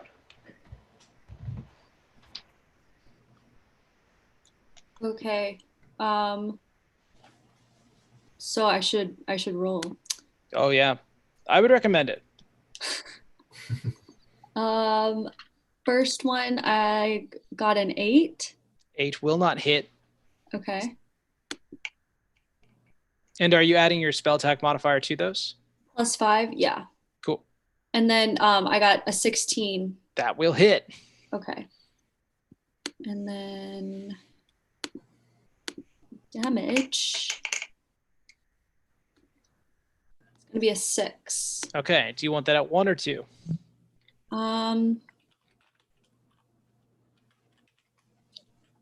2's already struggling, right? He's blinded, but no damage has been done to him. Okay, let's do 2. Okay. You said that with a smile on her face. Okay. Alrighty, and you get one more attack, and you wanted to aim this at Cultist 1? Yes. Okay. 20. 20. I will go ahead and say, yeah, that's going to hit. Damage on that one. Okay. Is 11. Okay. So you fire at the first ray and it just kind of goes over. You guys over here, as she fires at cultist number 2, the ray goes through this box and into the next room and strikes across this area, narrowly missing the grease and nearly setting it on fire. You then readjust your aim, fire at this guy. Now, here's the thing. He's blinded, so that gives you advantage on all attacks, but you're also doing this within 5 feet with a ranged attack, so it would have given you disadvantage. We are treating it as a straight roll. You strike into him point-blank range with a scorching ray that hits into him, so he's just kind of blinded, like facing the opposite direction, and you hit him into the back with this, catching his robe singed, and you turn around and you fire a second scorching ray back over at the cultist, and he gets hit with it, pushed up against the wall, and kind of like recovers. He's like, ow! Do you have a bonus action or movement? I'm gonna move a few squares to the left if I can. Unfortunately not. This is a wall right here. Oh, Yeah. got it. Can I move south of cultist number 2 since he's blinded? You've used, let's see, 10, 15, 20. You can go 30 and be on, like, you can get about here because you vault over the crate, if that works for you. No, that's fine. Great. And with that, we'll go ahead and move on to any bonus action. I'm good. All right, Hogan, it's your turn. Gosh, that name is so long; it takes up most of the space. It's eclipsing All arrows. of these squares are mine. He's all I alone. see him have a longer name, like 5 squares across or something, you know. Wait till he gets titled Sir I was Hogan. going to say, Tate when he Von gets landed, he has to include his formal title on all legal documents. Yeah, we bequeath onto you, Sir Hogan Taint Von John, Esquire. So first and foremost, of course, I have to rage, so I rage. He rages. Ladies and gentlemen, he's done it. Thank you. Quick question for you. Can I physically see the grease? Oh, yeah. Okay. So I'm going to try to go up to him and attack. And I know as I enter the space, it's a dex save, right? Mm-hmm. Oh, yeah. All right, well, But you I have advantage advantage. on all dexterity-based saving throws as long as you're aware of it. So yes, Oh, you yes. can roll with advantage. And it All also right. makes it rough It's terrain. either or that is a 16. 16. What's your save, Mr. Eros? It's 14. Okay, you can easily get up there, but you use I think you use all of your movement to get up to this I man. have a speed of 35. Oh yeah, you're fucking barb at 5 levels. So that's 5, 10, 15, and then you get into this 10-foot area, and that'll be 25, but you don't even need the rest of the other 10. Yeah, I was gonna say, I don't even need a little bonus, so I'm going to attack. And you have advantage without having going reckless because he is currently prone. Mamma mia, delicious. Love it. Chef's kiss. Would one call that double advantage? No, we wouldn't. How dare you say something so heretical on my show? That's 24 to hit. 24 will hit. Holy Let's shit! go. This will be a short round for him. That is 14 damage. Okay, I'm not pleased, but I'm not disturbed. And hopefully not surprised. No, that would have given you an extra round of combat. And I'd like to do a second attack if he's still breathing.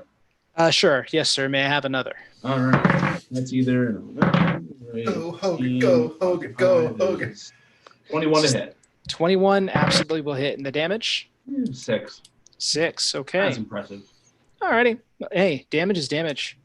That's what Confucius said. Okay. It's Art of War. You lay into this man with your hammer, with your great axe. You strike into him, getting him into the shoulder, and then striking across his midsection. You can see like part of it, like it beginning to kind of bleed over as it goes through his leather armor. He like grasps for a second with a dagger in hand and kind of looks up, looking to kind of stand and face you. Do you have Well, you've done bonus action, you have movement, unless you want to run away. No, all right. No, I'm good. Then the pirate's going to attempt to make a dexterity. Well, he could just stand up in it, right? Yeah, so let me reread it. A creature that enters the area or ends its turn there must also succeed at dexterity. So he's already in it, so he can just get up. Okay, so he stands. But if he stays there, then he has to do another dex save. I'm getting the fuck out of here. Oh my gosh, there's a radioactive. That's awesome. He fell on some uranium. Help us. He takes out his yellow cake, and he's going to lay into all 3 of those attacks to you, Mr. Hogan, courtesy of your bullshit damage that constantly undermines my authority. And now I have some resistance too. Yay. Okay. Here we go. First one with the rapier, 19. Yes. Okay. Second one with the rapier, 20, not natural. Yep. With a dagger, 12. Miss. Okay. So it's 2 with the rapier. That's going to be a 12 and a 7. Total of 19, reduced in half to 9 because you're raging. All right. And he is going to use his bonus action to disengage. And that provokes an attack of opportunity. Wait, what? When he disengages? No. Top creatures hit with opportunity attacks. Ignore the disengage. Oh, I ignore the disengage action. So I don't know if that provokes an attack of opportunity. Wait, Sentinel ignores the disengage action? That's what it at least auto-generated on my source that's so far been good, but you can double check. I'm gonna double check because that sounds really scary to me. Can you disengage? He wanted to kill one of us. Wait, can you disengage in difficult terrain? Yeah, you can. Okay. Disengage is an action that you can take. Well, for him, it's a bonus action. Sentinel. When you're hit with an opportunity attack, the speed becomes 0. Creatures within 5 provoke opportunity attacks, even if they take the disengage action before leaving your reach. So guess what? Go ahead and make another attack, you filthy mongrel. I'm sorry. Well, Mike, I don't mean that. I'm just upset. 12. I don't mean that at you. 12? 12 to hit? Yeah. Does not hit. I didn't think so. He's going to move over to here, closer to the console. Oh, gosh, if he had one more action, he'd activate the weapon. Can he? There's no shard in it. The shard is what keeps the elemental in the ship. Oh, gotcha. The weapon is an entirely separate thing that's placed next to this by convenience. Gotcha. We now return to our regular fucked up schedule over here. Cultist 1 is just going to move to the right here, and he's going to look you straight into the eyes, Corin. He's going to place a hand on your shoulder, and he's going to go, hey, and inflict wounds. Which, as soon as I look up how that works, I'm sure will be bad. Let's see if we can do it at 2nd level. Yeah, let's do it second level. Melee spell attack. This is a bad thing because I'm pretty sure that your AC is... Oh, okay. We have an opportunity here. 17. Nope. I just want to hit him once. Okay. The inflict wounds travels through his arm, but does not pierce the magical armor that you currently wear. And he immediately gets worried about that and does nothing else because he has nothing else. You are useless, sir. I should have used Shield of Faith. The second Cold Fanatic still blinded. I guess he's going to go ahead. I don't want to waste a spell slot trying to hit you if he's blinded. Let's just go ahead and try to do 2 dagger attacks at disadvantage towards Abra. Okay, that is a 14 to hit. Yep. Okay, you will take 4 points of piercing damage for the first attack. The second one is an 8. I'm guessing you probably dodged that. Yes. Okay. The first one strikes, but once you kind of realize how much of it, like, that he's still threatening, even though he is blinded, you move out of the way and he completely whiffs with his second attack, making it Eros's turn. Eros, we now come down to you. I'm debating between two things. I'm going to use... Corin, you're on deck. Know what you want to do. I'm going to use Ray of Sickness, level 2. Okay. It's a ranged spell? Yes. It's instantaneous. A Ray of Sickness. Yeah. Okay. Go ahead and cast Ray of Sickness with disadvantage because it is a ranged spell attack. It is a 12. 12 does not hit. I should use the other one. All right. The swashbuckler sees you powering up this attack and just kind of dodges out of the way as it strikes into the side of the hole. Okay. I am going to... I'm just going to end my turn there. Okay. Next up, we have Corin. On deck is Abra. Know what you want to do. Corin, what's the plan? One quick question first before we do that. Is it possible to do my action and delay my bonus action until after Abra goes? What's your plan? Well, I wanted to go ahead and cast Sanctuary on her, but it's going to get that's going to get broken if she attacks someone. So as a bonus action, I was hoping to delay it till after she gets her next spell off, which would then... I would say no. You've got to cast. Okay. You've got to cast Sanctuary on your turn. Okay. I appreciate the sentiment, though. All right, then we'll go ahead and it looks like Mr. Blindman there is both blinded and with his back turned to me. So I will comment on that. Since it has lasted for a single round and you were the one that cast it, as of your turn, it has dropped. Start of my turn. Okay. Yep. All right. Sorry, I keep taking away from your plan. Nope, that's fine. Do I still get to attack him with a flanking? You would need to be here, and that space is blocked by a wall. Can I move in behind him? You know what? I'll allow it. He's facing one threat. Now, flanking's got to be exact opposite side. I'm sorry, man. I will allow you to move behind him to hit. Okay. Okay. Cultist would get an attack of opportunity. Let me go ahead and roll and miss it real quick. That is a 11. Go ahead and continue with your turn, sir. You roll and miss it. Go fuck yourself. Just do the turn. So I'm going to go ahead and swing first with my longsword. And that's going to be 21 to hit. Yeah, that'll hit. I'm so afraid of Corin. That's going to be 8 damage for that. Cool. Let's see here. I've got 2 weapon fighting, so I'm going to go ahead and swing the Morning Star next. Mm-hmm. Are you putting a smite into either of these? Nope, not yet. Okay. Go ahead and hit with your Morning Star. 22 to hit. 22 will hit and damage. That's going to be 10. Okay, that sucks. Continue. And I'm going to go ahead and use my extra attack. Yes, go ahead and hit with the longsword again. Yes. That was my next question. That is just a longsword, correct?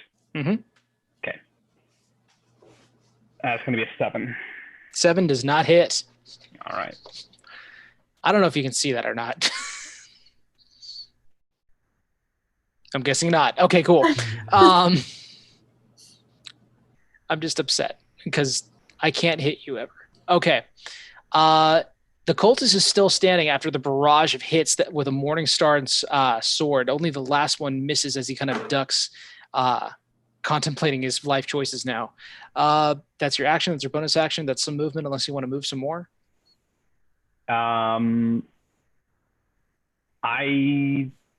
Nope. Abra, it's your go. All right, I'm gonna go for cultist number 2 and blow some poison spray Okay. on him. Alrighty. Finish him up. Which I think, do you have a constitution? If I'm not mistaken, it is a constitution save. It might just be a spell attack. I haven't used this is poison spray? Yeah. This is why I keep this open at all times. It's falling apart by the amount of times I've opened it. Okay. Potion. Nope. Here we go. I think. Poison spray is what it's called? Yes. Okay. Here we go. Okay, you extend your hand. Constitution saving throw, I take 1d12 damage. It would be 2d12 because you're 5th level. I make a con save. Let me do that real quick.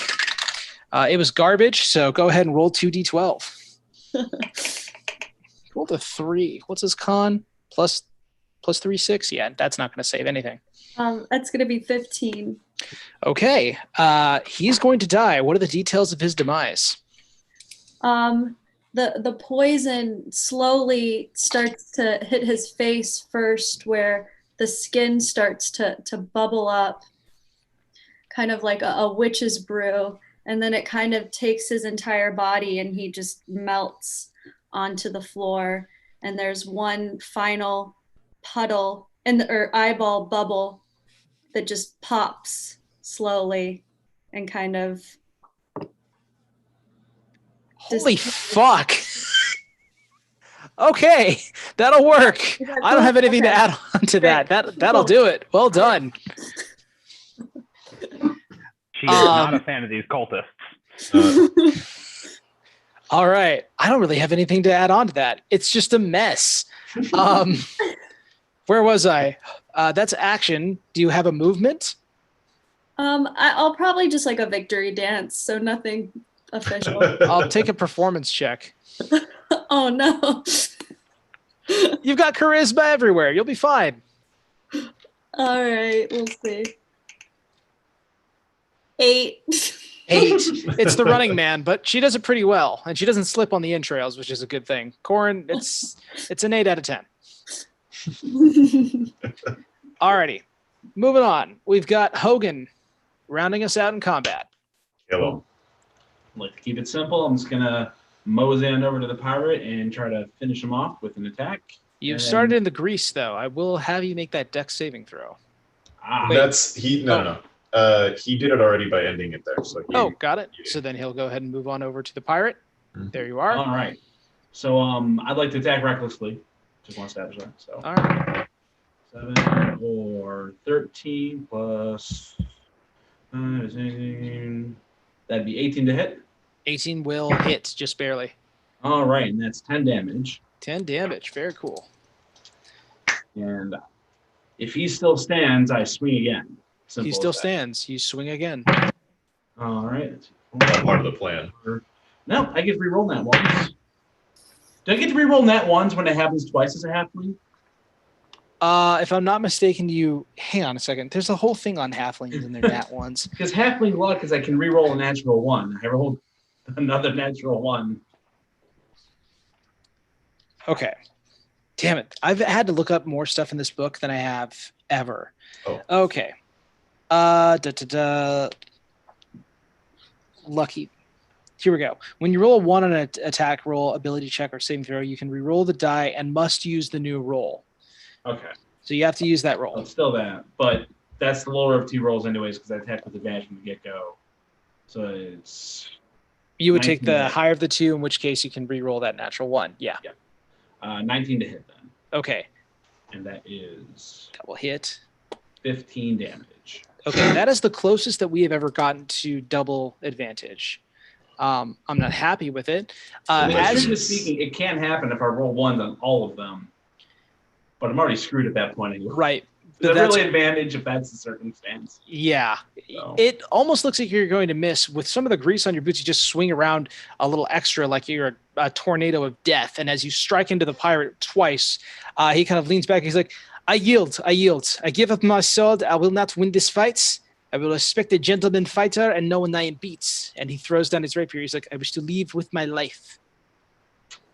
Well, I can't attack again this turn anyways. But before I finish, I kind of turn to arrows and just kind of go. I mean, we can. As long as you exit, jump off. Go jump off the balcony. That's all. If you go anywhere else, I'll shoot you.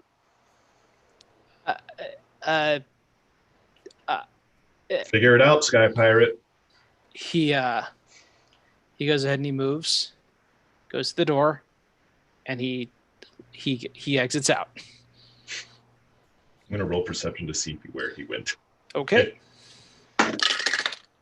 15. 15. As you kind of look out, you do see that he has grabbed onto the railing of, like, because the ship is falling currently, he had enough momentum to, like, travel the air up and, like, climb to the top deck of this area with relatively little ease. So he's escaped onto the top deck. Okay. How is he looking, by the way? Not great. He yielded that fight because he knew he would lose. Okay. He's got a brain on him.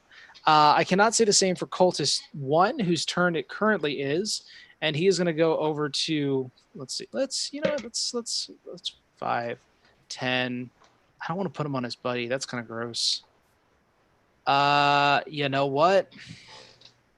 I don't want to hit Corin either. I'm gonna. But you do want to hit me, is what you're saying. Here's the problem, okay? Anytime I bring Corin into anything, he usually ends up just saying no you, and I die. I'd like to at least do one encounter where it's like, oh man, we barely got out of that, rather than him just stomping on all of my daffodils. Okay, look, I didn't want to have to do this. I'm gonna go ahead and use. Fuck it, we're gonna use. Let's have him back up instead. I'm going to have him use a Sacred Flame at you because that's safe. And that's a 9. Okay, I'm ready to die now. It's Eros' turn. Eros, you're at the bottom here. What do you want to do with your turn? So we're supposed to, can I take the shard and like basically jam it into the control Into the machine? Yeah, Sure. to like charge it. Yes, as you go ahead and you place the shard back into the machine, the elemental is bound back once more to the ship, and everyone can make a dexterity saving throw. Do I get an advantage as I see him about to do that, or am I? I'll say sure. All right. 7 for me. Don't need it. Or do I get dex? Do I get an advantage on that? You do not. He gets it Okay. because of danger sense. Yeah. Okay. You are prone. How did everyone else do? Nat 20, 23. That was a 19 for Abra. You are not prone. Corin? What was the check? Dexterity saving throw. Let's see here. So that's going to be 18. 18. You are also not prone. And I think Hogan saved. So I think Eros is the only one who fell down from that. Okay. As the initial, like, it's like Supreme Scream when it just stops you, like right as you're falling. Everyone's just brought down by the momentum of the ship as it stays in flight. So, Eros, that is your action to reinstill the crystal in there. What do you want to do next? I'm gonna just look over to the elemental and like speak to him and say, like, need to hold you here for now. This machine needs. I'm gonna need your help to explode this. As much power as you can throw into it to explode this thing. I'm gonna need you to do it. I promise I will get you off this ship. He's like, all right, I think I can do that. And you can see like there's these arcs of light, even from where Abra and Corin are. You can see like little Jacob's ladders moving across the planks of wood as they all kind of converge on this machine. You can kind of hear a like a humming sound that begins to light up more and more. He says, "You've got about 5 minutes until this entire place blows up. I'm going to charge up the weapon enough, but not fire it, and it's going to explode. Get me out of here before here, Eros." Will do. Hogan, wherever you go, drag me. All right, gladly. All right, since he's consenting to a grapple check, we'll get to that in a second. But first, let's go ahead and go back to what my nightmare I'm commonly calling is Corin. That's so rude. I would like to go ahead and use for the first time ever my Dragon Mark cantrip, Mind Sliver. Oh, okay.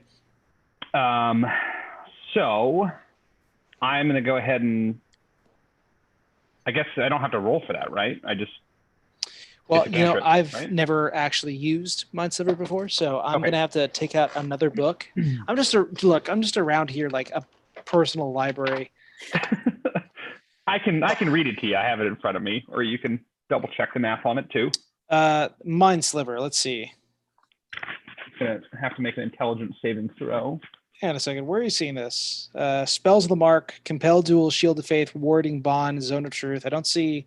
It's House Dominion. it's a UA spell. What is it? The something Arcana? The Unearthed Arcana? Yeah. You went Unearthed Arcana on me, Nolan? How dare you? No, that's what the character. Nah, that's all good. gave What do you got? me. How's the spell work? I actually can't read it. Target must make an intelligence saving throw. Unless this throw is successful, the target takes 2d6 psychic damage, and the first time that it has to make a saving throw before the end of my next turn, it must roll a d4 and subtract from the save. He rolled a 2. No intelligence in the world is going to make that a save. Go ahead and roll your damage. He's a cultist, so we expected that. I'm apparently going easy on you. 2. 2. Got double snake eyes on that. Excellent. Very happy about that. All right, you reach out, and the diminished power of your Kalish, because you were a Kalishtar, you're not a full-blooded, let's see, Halfdeneth usually uses humans, if I'm not mistaken. Yeah, they're humans. They're variant humans. Because of your lineage, it's a diluted house mark, and sometimes that leads to instances like this, where the mark does minimal damage. In this case, you do see him bleed at the nose a little bit and kind of checks himself. He's kind of looks up. He's like, "Is that all you have?" A nod back. Yeah, that's all I got. Okay, Abra, you're up next. Wonderful. Hit him with the best thing you've got to make him. Hit him with your best shot.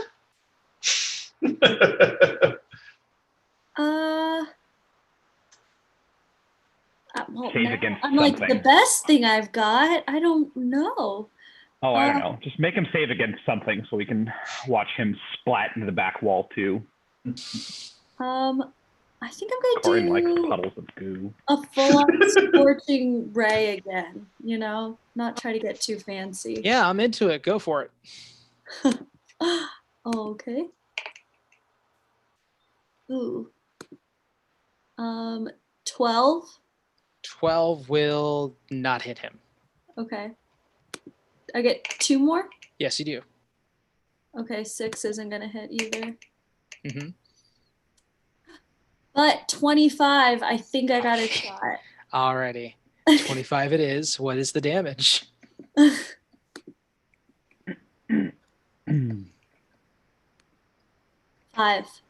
5. Okay.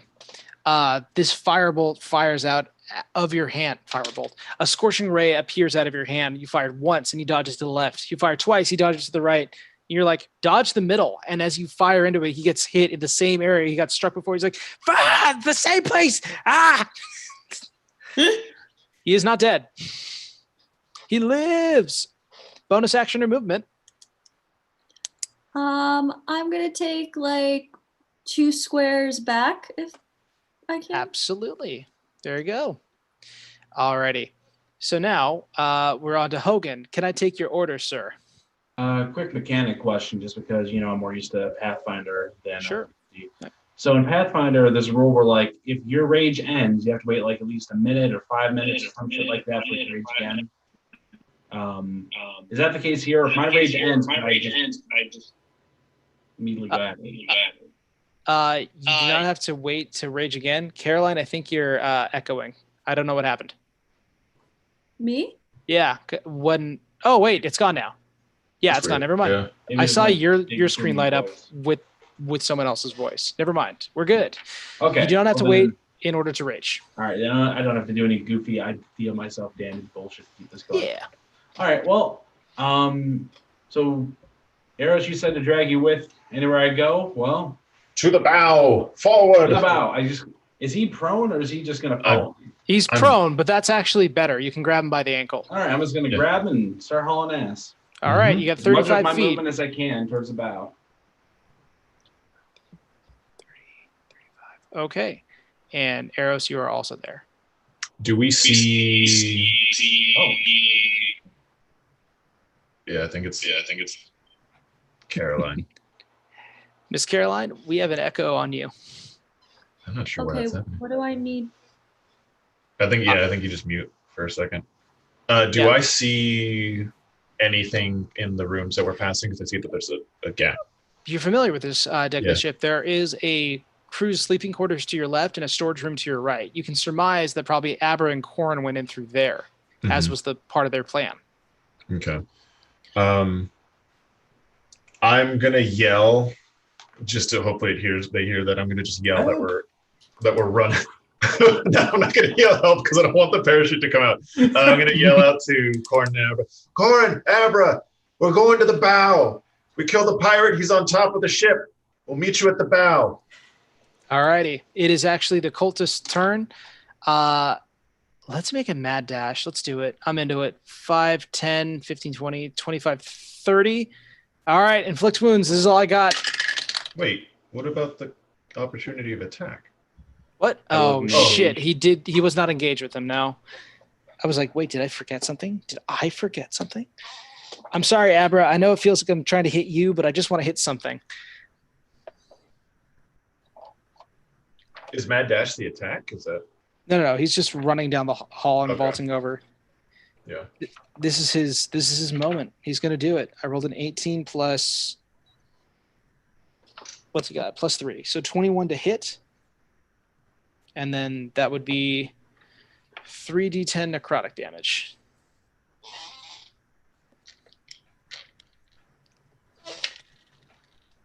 Okay. Abra, you take 20 points of necrotic damage.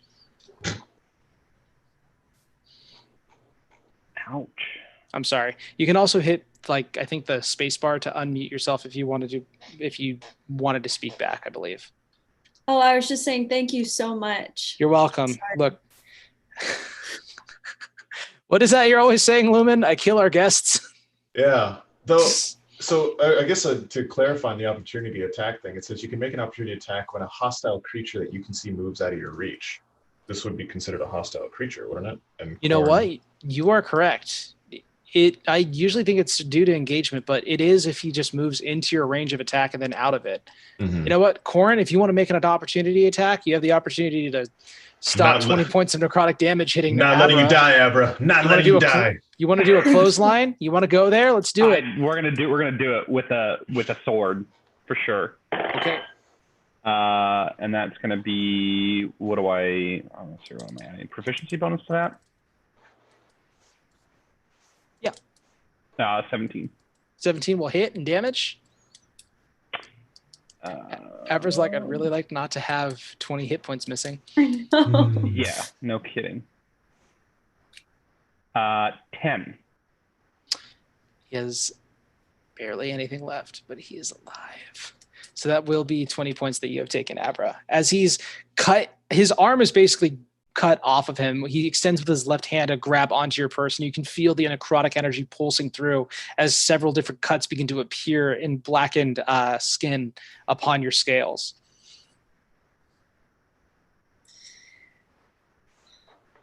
Yeah, I'm struggling, but I'm still holding on. Eros, is your go. You're currently prone, being dragged behind you by Hogan. I was hoping he picked me up over his shoulder. All right, I'll get up and I will run toward. I will I still have the garb of Brother Iman, but I'll run up to. Will I make it to the bow where? If you have 30 feet of movement, that's the extent of where you can go. Well, actually, you could probably move through Hogan because he's friendly. So 5, 10, 15, either way. Okay. Then I will stay there. And then as far as where I'm at now, I'm going to roll another perception check to see if I see anything in front of me. Okay. Natural 1. I don't see shit. You don't see shit. That's your action to see. That's your movement. Do you have a bonus action you wanted to perform? I'm just going to throw healing wounds onto Hogan for doing all the work. Dear God. You guys love each other too much. I'm going to look back at Hogan. Buddy, you do everything for me. I'm going to do a little more for you. I'm going to do healing word. And let's see. How much sweet HP do I get? Let's see, 1d4 plus 3, so 7 total. Woo! Or sorry, 5 total. My bad. I misread that. Still woo, but Less woo. a little bit less. Lowercase. Alrighty, that brings us to Corin. Corin, you could feasibly step over this puddle and end this right now. Gonna do after I mute my mic. That is exactly what I will do. All right, so I'm saying 5, 10, 15. I mean, you can actually go here and get advantage. Do it. Yeah, let's do it. All right, go ahead and roll with advantage into what will inevitably be this man's end. Let's see here. I'm 17 to hit. 17 will hit. And the damage? And we're going to go ahead and roll that. Oofta. 6. Okay. What are the details of his demise? I'm going to go ahead and drive my sword through the back of him, right on the opposite side of where he's already been hit twice by that spell. So we're going to get him on both sides. So as he's has his finger kind of gripped into the shoulder of Abra, you see this the glint of a sword break through the front of his chest as he kind of like surprised, like tries to catch his breath, just kind of coughs up blood and falls to the side as Corin like brandishes off his blade. Cool. We are officially out of combat, guys. Do you guys want to exit this room with gross death? Yes. Excellent. You guys can exit out here. Step over that. Yeah. Okay. You're currently out in the hallway. You see Eros, who is currently healing Hogan. We are currently out of initiative, so if you guys want to move about the cabin, you are free to do so. Yes, Mr. Corin. Question to Abra. I have 25 points worth of lay on hands. If you would like some health back. Yes, I don't please. know what Thank you. your potion rack looks like, but let's go ahead and do that then, I guess, right? So Great. Thank you. Alrighty. I saw give you the full Eros's 25, yeah. Okay. While he's doing that, I'm going to cast Detect Magic as I continue moving forward towards the bow. Detect Magic does not go through walls, if I'm not mistaken. Is that correct? You sense a presence of within 30 feet of you. If you sense magic in this way, you can use the action to feign aura. Object in the area that bears magic. Spell can penetrate most barriers, but it is blocked by 1 foot of stone, 1 inch of common metal, a thin sheet of lead, or 3 feet of wood or dirt. There's not 3 feet of wood. I will say that the things that light up are the magic items on each of your persons. Something additional that glows is what looks to be like a suit or like a set of armor that is radiating from this port side room. You also see that there is some kind of magic that is pulsating throughout the ship. You assume that it is the Elder Elemental's binding power. Okay.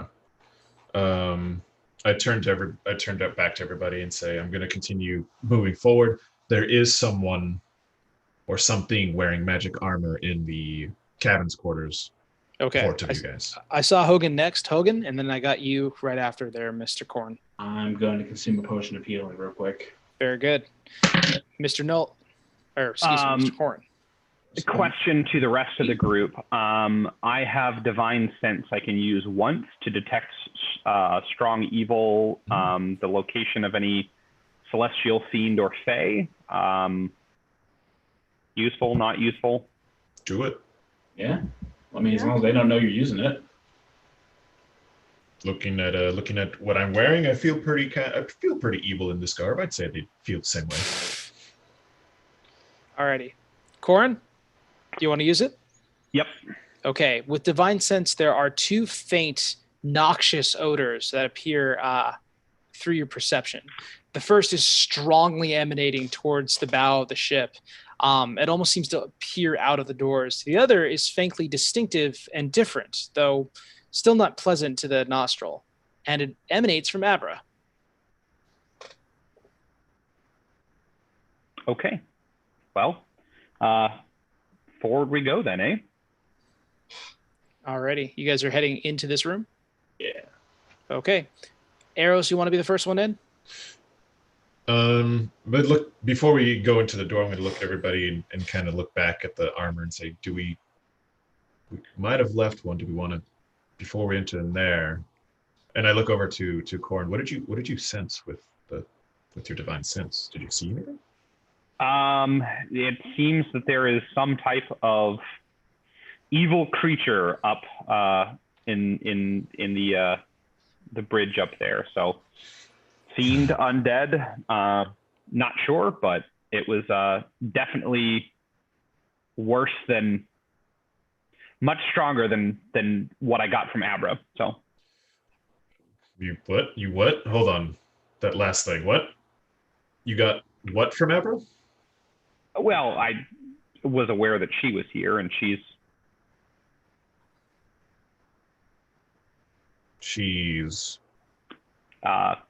you know, Very not aligned lawful good. Eris looks over to Abra. What? Care to elaborate? You a have bit on nothing this? to worry about. I don't want anything. I'm not going to do anything that's going to hurt you or put you at risk. Okay. She's with us. I vouch for her. Okay. I'll take your word for it. At this Brad, above the table, how much time do we have in that 5-minute window? I mean, if you want to count what we're talking here, you're about, I'd say 4 to 3 minutes in, Okay. or 4 to 3 minutes left. Okay, so I just let everybody know we have very little time, about 4 to 3 minutes to get this thing going, or else this thing's about to explode. I already have the elemental getting it ready, so let's barge on in. Kill first, ask questions later. That's it. Okay. The doors open up and you see Captain Mitka currently in the center console using his dragon mark that's located on his arm to move about the ship. He is currently faced away from you. As the doors open up, you see a gentleman standing next to him with his hand on his shoulder facing you and a sword in his side. He's like, well, your team seems to have made a terrible disruption of my ship. Now, lay down your weapons or I kill the captain. I'm gonna roll. I'm gonna kind of gently walk forward, still kind of trying to keep still having the garb of of Brother Iman. Brother, I don't think it's a wise idea. If you take him out, the ship goes down, and this whole plan goes to waste.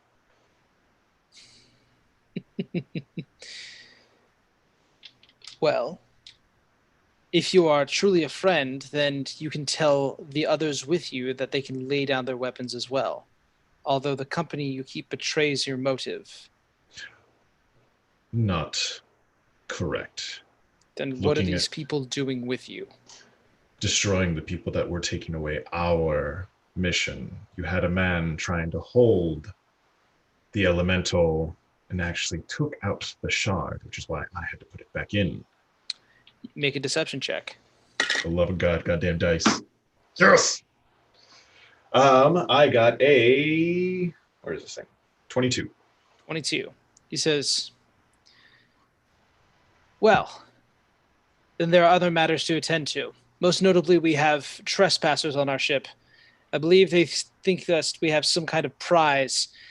Go to the top deck and take out what's remaining of them. I look over to everybody and say, well, I know there's... Actually, before that, I go back to how many trespassers do you know that are here? I do not know. I've been here with the captain. I ordered our men that were in here to go up, and I have not seen them return since, so they must still be fighting. Quick! Oh, there's still a threat on this ship.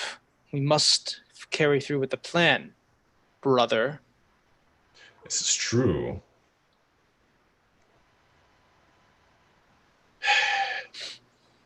There's a peculiar look on this man's face. Bearded with like mustache and a brief goatee. His hair is kind of combed back with a kind of undercut. He's actually wearing armor, scale mail, with a sword at a sword and shields currently in his possession. He has this strange predatory look to him. Something about the eyes, just the way that they're shaped. And he says, one of you one of you is tainted and the other is devoted. He begins to like push the blade into the captain. He's like, what would happen if the captain were to fall here? The ship, I imagine, would also fall. I believe a great many of us would die, but we'd still kill countless hundreds. The war would be started regardless, correct? You can see like a single drop of sweat go down Captain Mika's neck, though he says nothing. His arm's still extended, moving the ship towards its target. I'm gonna kind of walk closer up to the gentleman and say, brother, the ship's going to be going down in 3 minutes. It's going to explode, so your mission has failed already unless you run to the elemental and try to solve it. Whoever came in and tried to fix the shard, took the shard, whatever they did, overcharged it. And now, everything is going to explode. So, kill the captain, don't kill the captain. Your ship's dead. Make a deception check. Well, you're actually telling the truth. I'll allow you to use persuasion or deception. I got a 19. So, sorry, hold on. Deception is 25 total. 25 total? He says, yeah. I suppose you're right. And he slides the sword all the way into the captain. At that moment, I'll try to use the... where are we? Not false life. Did I get rid of it? I did. Healing word, if I can try to save it. At level 2. Okay. As he pulls that out, you're able to cast your healing word, and you can see the wound kind of knit up, even though Captain Mika falls to his knees very briefly. The sensation that the ship begins to drop again ever so slightly begins. And as he sees you cast this spell, he says, I fucking knew it. And you can see his hands actually bend backwards in on themselves and reveal orange-like fur as you see the form of a Rakshasa take place. Not a normal one, not like what you've heard of before if you have any dealings with them. Both Abra and Korin would have a little bit more extensive knowledge on Rakshasas, being from the backgrounds you have. These are more foot soldiers, Zakaira Rakshasas, which are kind of like their fighting force. With a sword in hand and his full form revealed, he looks almost tiger-like in his appearance, although humanoid with backwards hands. As he raises his sword, he says, this ship might be destroyed, and that might mean a painful return to the lower ends, but it also means your end as well. No one is getting off this ship alive. Roll for initiative, baby! Damn it. I rolled a natural 20 for initiative the last time, and the gods have repaid me. All right, 25 to 20. 21. 21. Blackjack by Hogan. Flipping the tables. 19 to 15. 19. All right, Mr. Eros. 14 to 10. Abra. All right. 13. 13. Oh, you got a 13 for Corin? Yeah. Okay, so then it'll go Corin, and then Abra, and then Zulfin.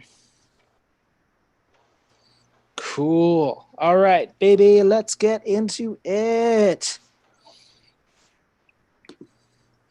All right, Hogan, you're up first. You're all the way in the back. What do you want to do? What else? I rage. All righty. And then I'd like to position myself in a way where I can attack this Zulfin. Zulfindale. It sounds like a prescription. I don't know. I'm going to attack. Okay, roll.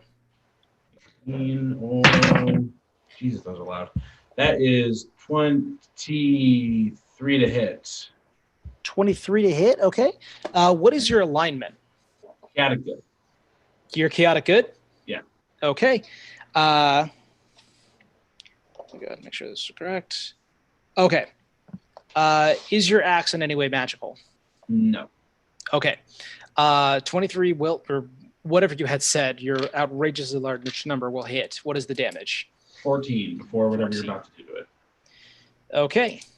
You strike at him from the back, and you can kind of see, like, as you hit into him, the damage does not seem to pierce through him as much as you thought that it would. In fact, a slashing attack merely kind of just scrapes against his skin.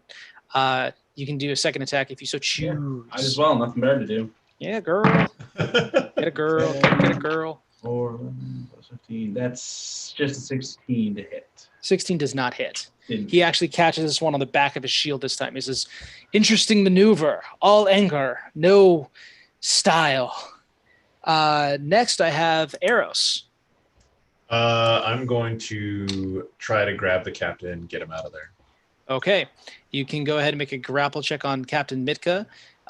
Since you're still in the brother garb, I'm going to go ahead and say that he's going to resist, so we'll make contesting strength throws. I have a grappler's what, strength check? Yep. Then I have a 12. 12 we'll just do. Do you want to just go 30 feet in the opposite direction? Yep. Okay, 5, 10, 15, 20, 25, 30, and Captain Mitka is coming with you. The ship is now in free fall once again. We go back to the initial because you guys did not ascend any, so we are now... it would just going straight, wouldn't it? You know what? Yeah, the element will keep you in the air, but if it's not listening to anyone, then it would probably just keep you guys stationary. Never mind, You're right. It would stay where it's at. As Eros starts running away and say, we have less than 2 minutes. If you don't need to fight, run. Real quick, as you're leaving Eros, I'm going to go ahead and take an attack of opportunity with you, Yep. if that's okay. Cool. Yep. Alrighty, that is a 9 plus 7, so 16. Just hits. Okay, so I will go ahead and hit you with, that'll be 8 points of slashing damage. Perfect. Alrighty. Cool stuff. Next up, I have Corin. Corin, it's your go. It's okay to leave. It's fine to leave. It's okay to just abandon ship. Yeah, I guess we're gonna make for the make for the railings, right? Mm-hmm. The back. Mm-hmm. Yep. We'll take the full 20 good then, I guess then. Okie dokie. Well, you can go 30 because you have 30 feet of movement. Oh, all right. My character sheet says 20. Alrighty. Wait, really? No, it should be 30. That has to be incorrect.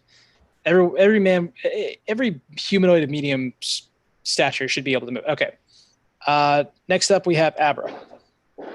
I'm gonna do a breath weapon.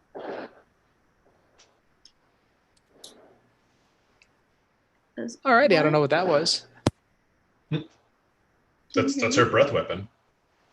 Yeah. Alrighty, let's go ahead and see it done. Is this? Gosh, I'm almost forgetting what. What's your? I'm sorry. There's like. Sorry, go ahead. You have to roll a dexterity.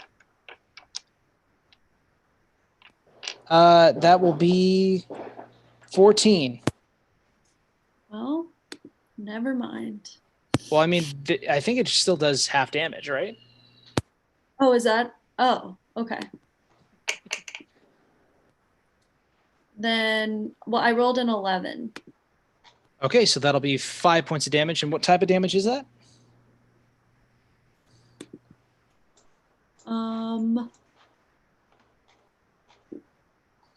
What type? Yeah, like acid, fire, cold, Oh, lightning. yeah, acid. Sorry. Okay, gotcha.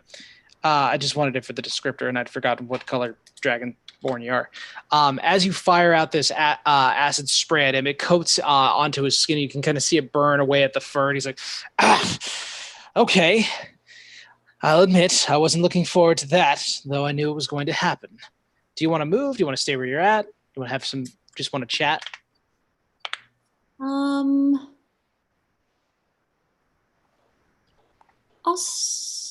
I'll stay where I am. Okie dokie. Next up, we have Zophin's go. Zophin is going to go ahead and turn around, and he will... Ooh, this is going to be good. He will go ahead and strike at Hogan Taint Von John. He will make 3 melee attacks. I'm just going to roll 3 dice at once because it's easier. And he gets to add 7 onto each of them. Okay, that is a 26, a 22, and a 10. 2 hits and a miss. Okay, let's go ahead and do the first attack. That is going to be 12 points of slashing damage, reduced down to 6. The next one is going to be 6 points of slashing damage, reduced down to 3. So a total of 9 points of damage. All right. And he's going to go ahead and use his martial prowess to do an additional 2d10 of that damage type. Gets to do it once per turn. Very excited. Very, very excited.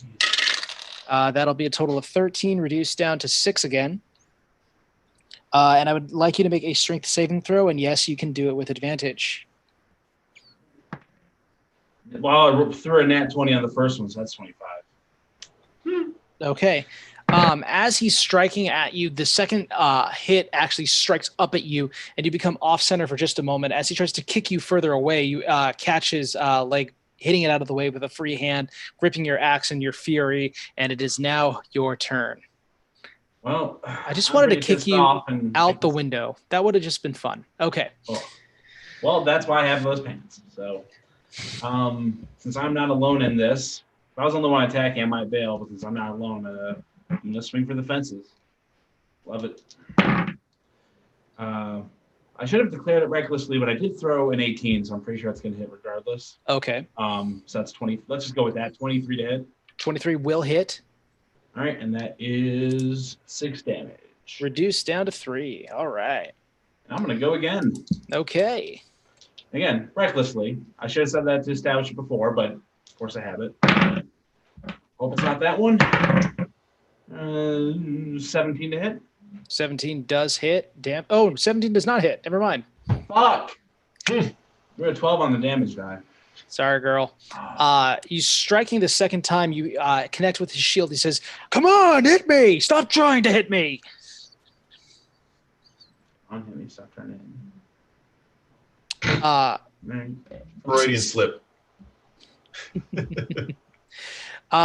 Next up, we have Eros. Movement or a bonus action for Mr. Hogan? I forget. Can I drink a potion as a bonus action? Yes, you can. Then I'd like to do that real quick. Okay. 3 and 2 plus 2 is 7. Yeah. Cool. Cool. Alrighty, next up we have Eros. Eros, what's the plan? I'm going to yell at Hogan and just yell at him and be like, jump. Don't fight it. Just jump. This whole place is going. I can't lose you. And like fucking 20 rounds. I'm going to call over to Corn as well as I'm running. I'm still going to run towards the elemental and call it to Corn. When you can, put any healing you can to the captive. Okay, do you want to move just directly south, or do you want to stop by the elemental? I want to stop by the shard to talk to the... I'm going to stop by the elemental. Okay. You can easily grab the shard if you so choose. I'm going to just talk to the... Still holding to the captain. Still remove the face, change my face back to normal, but this time it's actually the actual changeling face, which is just pale with white eyes and longer white hair. Mm-hmm. And he, talking to the elemental, goes, Donnie, if I take this now, does that stop the explosion? No, what's done is done. It's sustaining itself now. All it's going to do is explode. All right, you're coming with me too. So I grab the shard, put it in the robe, take off the robes, go back into the normal garb that he's been wearing, and then I'm gonna wait for Corin and everyone else to catch up while we're here. Okay, then next up we have Corin. Corin, you want to move down? Yeah, I want to go ahead and try to catch up with the captain.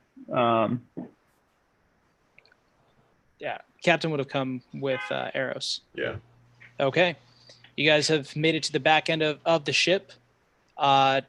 You do notice that like a couple of the wyverns are now leaving off the ship in different directions. There are 4 that are just kind of trailing behind the ship, waiting for you guys.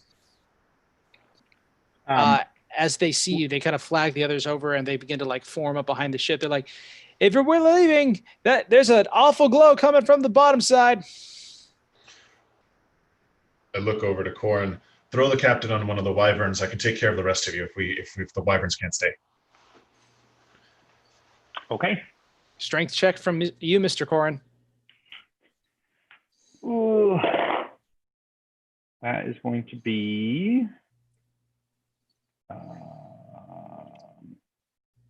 14. 14. You toss the captain, and he gets caught in the talons of one of the wyverns. They're like, "We'll take him down," and then they'll go. You can kind of hear the captain be like, "You don't take me off my bloody ship! You put me back on, you cowards!" As he goes down to the very descent of the ground below. Next up, we have Abra. What's the plan, Abra? I am gonna poison spray this jerk. Okay. I'll go ahead and save you some time. Poison spray is a cantrip, correct? Yes. Okay.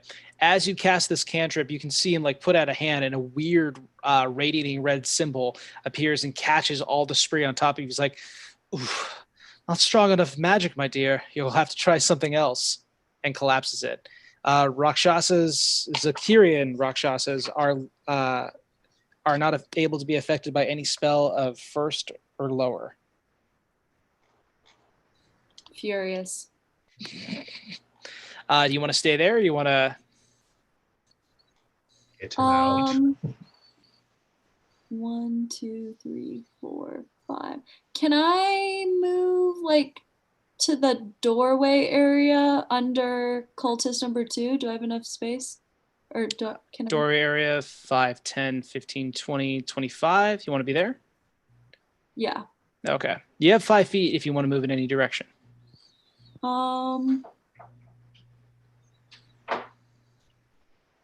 I'll step on top of cultist number 2. Okie dokie.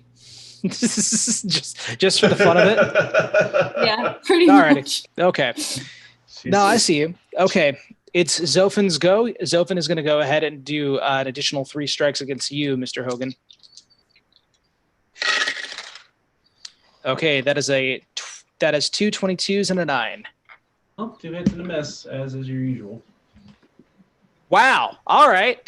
So that is going to be a total of 18 reduced to 9 for both attacks. It's a 8 plus 4, which is 12, 2 plus 4, which is 6. So that's 18 divided by 2 is a 9. So that's 9 points of slashing damage. You will also go ahead and use the martial prowess once more, and I will have you go ahead and make a strength saving throw and take an additional 4 points of slashing damage. I've already reduced it for you. Strength. That is a 23. Okay, so you and how much resisted. more damage? I'm sorry. That'd be shit. Anyone catch what I just said? It was a small number, like 4 or something. Yeah, it is 4. I rolled That 8 before or total. after reduction? That is after reduction. Okay. Alrighty. He strikes at you twice more, and he's like, for someone so small, it's so hard to just kick you out of a window. Maybe you'll just leave on your own. He looks down and he's like, your friends have left you. You're going to die on the ship alone, done for, and your only company will be me. Worse. Alrighty, next up we have Hogan. It's your go. Well, as tough as that was, now that I'm on this alone and not really doing much, I'm gonna try to skip my happy ass on down to where Abra went, and 'cause I Okay. assume she Is knows there- how to get the hell out of here. Is there an exit for him where he's at now? The window right here. Well, were there any wyverns there though? Nope. Yeah, You do have your pants. yeah. I can also use my pants if I jump off the other side where there might be wyverns. So I'll take my chances. I'll allow you to run past Zophin. As you do, he'll take an attack of opportunity, which will be a cheeky 14. Nope. Okay. As he misses, he's like, "Where are you going? Come back. We were having such fun." You're gonna die, loser. At least I'll die, not a coward. Yeah, and you're still gonna die. So I'll see you later. I'm at a loss of words here. I'm just trying to get out of here. Alrighty. Eros, do you want to jump towards a wyvern? I'm still gonna wait or Hogan, you're gonna be running towards I'm 'cause that's- assuming that everyone knows what they're doing. So I have Featherfall and I can use it on 5 people, meaning I can use it on us 4 since the captain's already saved. So I figured if you're gonna run with us or run with them, that's why I'm waiting for everybody to get closer to me. Actually, he's not within 60 feet, is he? Is he within 60 feet? The length of Hogan. the ship is 60 feet long. So Oh, so I can totally do it. Okay. Yeah. So then I'm just gonna cast Feather. Can I see Abra from here? yes, you can. Perfect angle for it.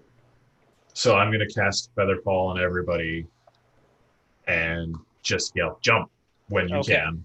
And Real quick, Mhm. I apologize to everyone who's watching on the stream right now. I need to be excused for just 2 minutes. Give me just a second. Everybody vamp. Everybody vamp in the meantime. I'll be right back.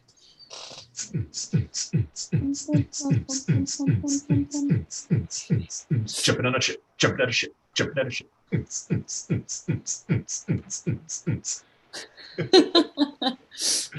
I can't have Hogan die. This is the part where we go to the buffet. Yeah. You know, probably contract some super bug. It's the Joke was on us. We didn't even need to fight anyone. We If there was just any pocket bacon left. Oh, I still have some. I went bad a long time ago. Pocket bacon is always good bacon. I always picture pocket bacon as like space ice cream where it just kind of stays I'd good like- and it's kind of Yeah. funky. It's just got a couple of different flavors of different pocket lint in there, depending upon which pocket it was in. I'm in my sultan pocket. Oh, This is my my main This one- pocket. like a left hip pocket. You Weird. don't want the chocolate one. Oh God. This one's covered in ale. This one's also covered in ale. They're all covered in ale. Speaking of ale, yeah, now would be a great time to get a flight of a tasting flight out of Eros's newest small batch brew. I mean, we're floating very gently, so I can easily just pop a fly down, just have the brew waiting for you as you're like just floating as you're about to float down.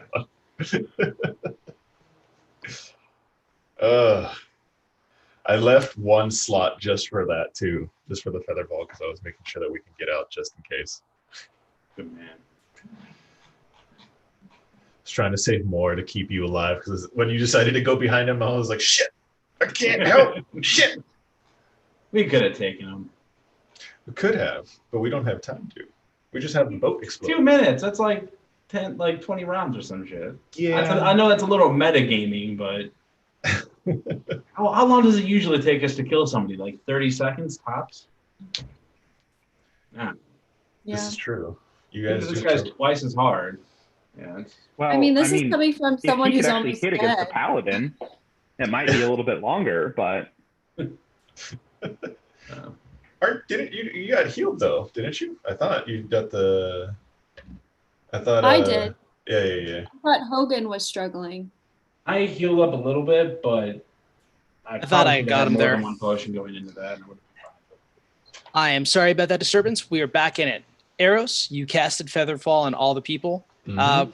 currently the only one who is not. So at this point, I can say that Abra and Hogan have made it to their exits.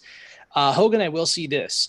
You see this Rakshasa go into this room and grab a gnome by the arm. They said, "Come on, we're leaving out the front," and head back towards the bow of the ship. As you guys jump out of this area, you feel the sensation that you are lighter than air as the Featherfall spell takes effect. Wyverns kind of just gently come by and you guys drop into the saddles and you guys move away. 2 minutes pass and a cacophonous sound of thunder and metal grate against each other as you look back and see a greenish light engulf the entirety of the sky in a bright brilliance that is nearly blinding. As you see the sky spirit, holy shit, the storm spirit, erupt into debris. You see Arrows kind of lower his hat and he just goes, shit. You guys are brought Look back it down. in the eye. You guys are actually blinded by this light if you choose to look back at least for the rest of your journey. Once you get back to Baron's Keep, you are dropped off by the Wyverns. The Boromar clan are all celebrating that they've had a successful raiding by drinking heavily. Marco and Avane approach both of you. They say, "Was it done? Were you successful?" Where's the captain? Marco looks around. He's like, I did not see. And he's like, "The captain is right here." And he like marches up.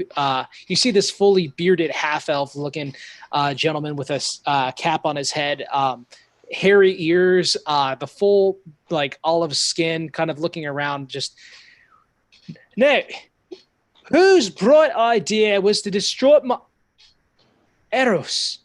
Actually, I can go ahead and stop screen sharing here because the ship is now destroyed. There we go. Hi guys. He goes over to you, Eros, and he says, "Eros, my boy." He flicks you on the ear. "How could you let that happen to our ship? Our ship, the family ship." I punch him back in the face. How could you let that happen to our ship? How could you let them take you? You left us. You left us. All of us. I'm Not sorry. just me.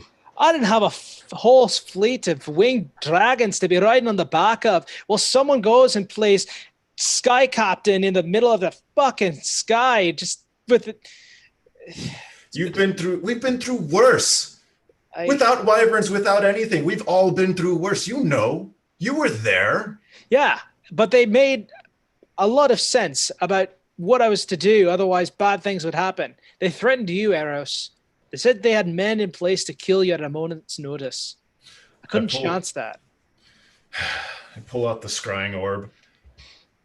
This is how I know everyone's safe. Babushka is on another planet. Darcy is in some jungle. We're all safe. All of us are safe. I don't know. They showed me visions. They showed me things.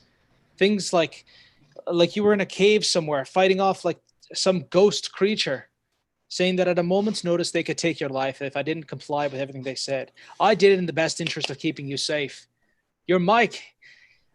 Look, you're not my son, but you might as well be. We look out for each other. We always have. You, me, Darcy, Babushka, all of us. I'm sorry about everything I did, but I did it in the name of our family. Our found family. That's all. And I can't feel bad about what had happened if I think that it was in the interest of keeping you safe. Eros does like a deep sigh. We have a network between the entire crew. I hand him like a little a letter. Write to everybody. Tell them you're alive and well and safe. It's all I want, and make sure that you stay that way. And I pull like a piece of his like beard hair to hold on to, so I can keep tabs on you, because you can't die on me. You've raised me. We are your family. I am your son. And he turns into the half elf that he's been wearing this entire time, having the little bit of beard. I am your son. You raised me. You named me. You gave me this life. Do not die. The ship is just a ship. Donnie is out. And I grab the shard and I hand it to him. Donnie's alive. Donnie is alive. He says in Primordial, he's like, hey, bastard. He looks over you. He says, listen, son, I'm glad you're safe. The ship's a ship. We'll get a new one. A better one. A bigger one. We'll get Donnie better accommodations. I'm happy to put all this nightmare behind us. He turns to the rest of you and says, I understand that you helped my boy here rescue a great many people at the cost of my ship. So you have my thanks. And, well, I would say you'd have my debt, but you also did cost me a ship. So I think that makes us just about even. I'm going to punch him again. No, they have you owe them. I'm kidding, Eros. I'm kidding. Especially this one, and he points to Hogan. This one has done so much for us and so much for me. He kind of like squats down. He's like, I understand that you went toe-to-toe with that monster. He's done terrible, terrible things. And I doubt that even an explosion of that magnitude is going to keep him away. Well, if we ever come across him again, we'll be ready for him. I've stood in front of worse, and, well, I'm here. I don't know what else I can tell you. He stands up. He says, I appreciate all you've done. And I have a few letters to write, so if you'll excuse me. He kind of like takes his leave. Marcos looks over. He says, were you able to find... Oh, yeah. Eros, go ahead. Before he leaves, I grab him by the coat and look at him and kind of show him the pocket, watch him open it to show him the half-elf woman. Mm-hmm. Help me find her. We've talked about this before. I know. But I just saved your ass. I'll see what I can do. Good. And he kind of takes his leave. Marco comes over. He says, so, you've destroyed the weapon for most of the crew from what I can see. What of the artificer? Many Moosegraven. Were you able to find her? We didn't see her per se, but there was someone wearing magic armor that we saw in the cabin's quarters. And if that's who it would be, if knowing being an artificer, we always carry our magic items, so I would assume that would be her. As to what happened to her, I don't know. Problematic. Yes, Mr. Hogan? Did you say that I saw Zolfin? Would I be able to identify that he was dragging the artificer? Yeah. Yeah. It was a gnomish woman who matches his description. Well, actually, I think I did see her. Right before I jumped and tried to land on one of those magnificent beasts, I saw Zolfin come back and saw a gnomish woman that kind of matched the description. Came from that room, too, so I think that it's more likely than not she probably got off that ship. Damn. Yeah. We'll have to get in touch with Zalargo. I'll see if I can speak to the Trust. I'm certain that the Zill will have someone in their network who can track down a rogue artificer. They don't want something like that on their conscience, nor do I. For right now, I think that we can celebrate the day. The machine that would have destroyed Zalargo is detonated upon the very vessel that it was hung onto, and most of that sect of the cult is gone, with the exception of 1 or 2 members. I believe I've offered you a few substantial rewards for your troubles. It is at this point that we were going to go ahead and move forward a few days when you guys are able to get back into Sharn. Hey, hun, can you grab me the DMG? We get to pick out some stuff. Get ready to go shopping, baby. And Xanathars, if you please. Both books. Yeah. Thank you, my love. Yes. There's a metal. You guys are not going to be publicly acknowledged for this, although people in the right networks will know what you've done here. As long as my ale gets around, that's fine. Alrighty. So, let's see here. 1, 2, 3, 4, 5, 6. A, B, C, D, E, F. Alrighty, people. Let's go ahead and hand them out. First and foremost, there is a set of things. When someone hears something that they like, just say me. +1 weapon, +1 shield, sentinel shield, amulet of proof against detection and location, boots of elvenkind, boots of striding and springing, bracers of archery, brooch of shielding, broom of flying, that's dangerous, cloak of elvenkind, cloak of protection, gauntlets of ogre power, hat of disguise, javelin of lightning, pearl of power, rod of the pact keeper, slippers of... Give like a little thing of what they do. I don't. Well, I can tell you what any of these things would do. I guess, what is it that each of you want? Let's go backwards. Corin, what's a magic item that you would want? What do you want it to do? Well, I've already got the breastplate I've named Bradley's Bane, so I'm pretty good on armor, I think. I would like... ooh, a withering stare. I would like, I think, maybe a nice sword. Or, okay. Morning Star would be nice. I can go ahead and replace your Morning Star with a +1 Morning Star, so it does additional +1 to hit and damage with it. I'm trying to see if there's any other. We've got gauntlets of power, ogre power, which would increase your strength, and a javelin of lightning. What does that do? A javelin of lightning will. At this point, we're just going over and finding out what each of us wants out of the grab bag. E, F, G. Goodness, I wish they would just label everything.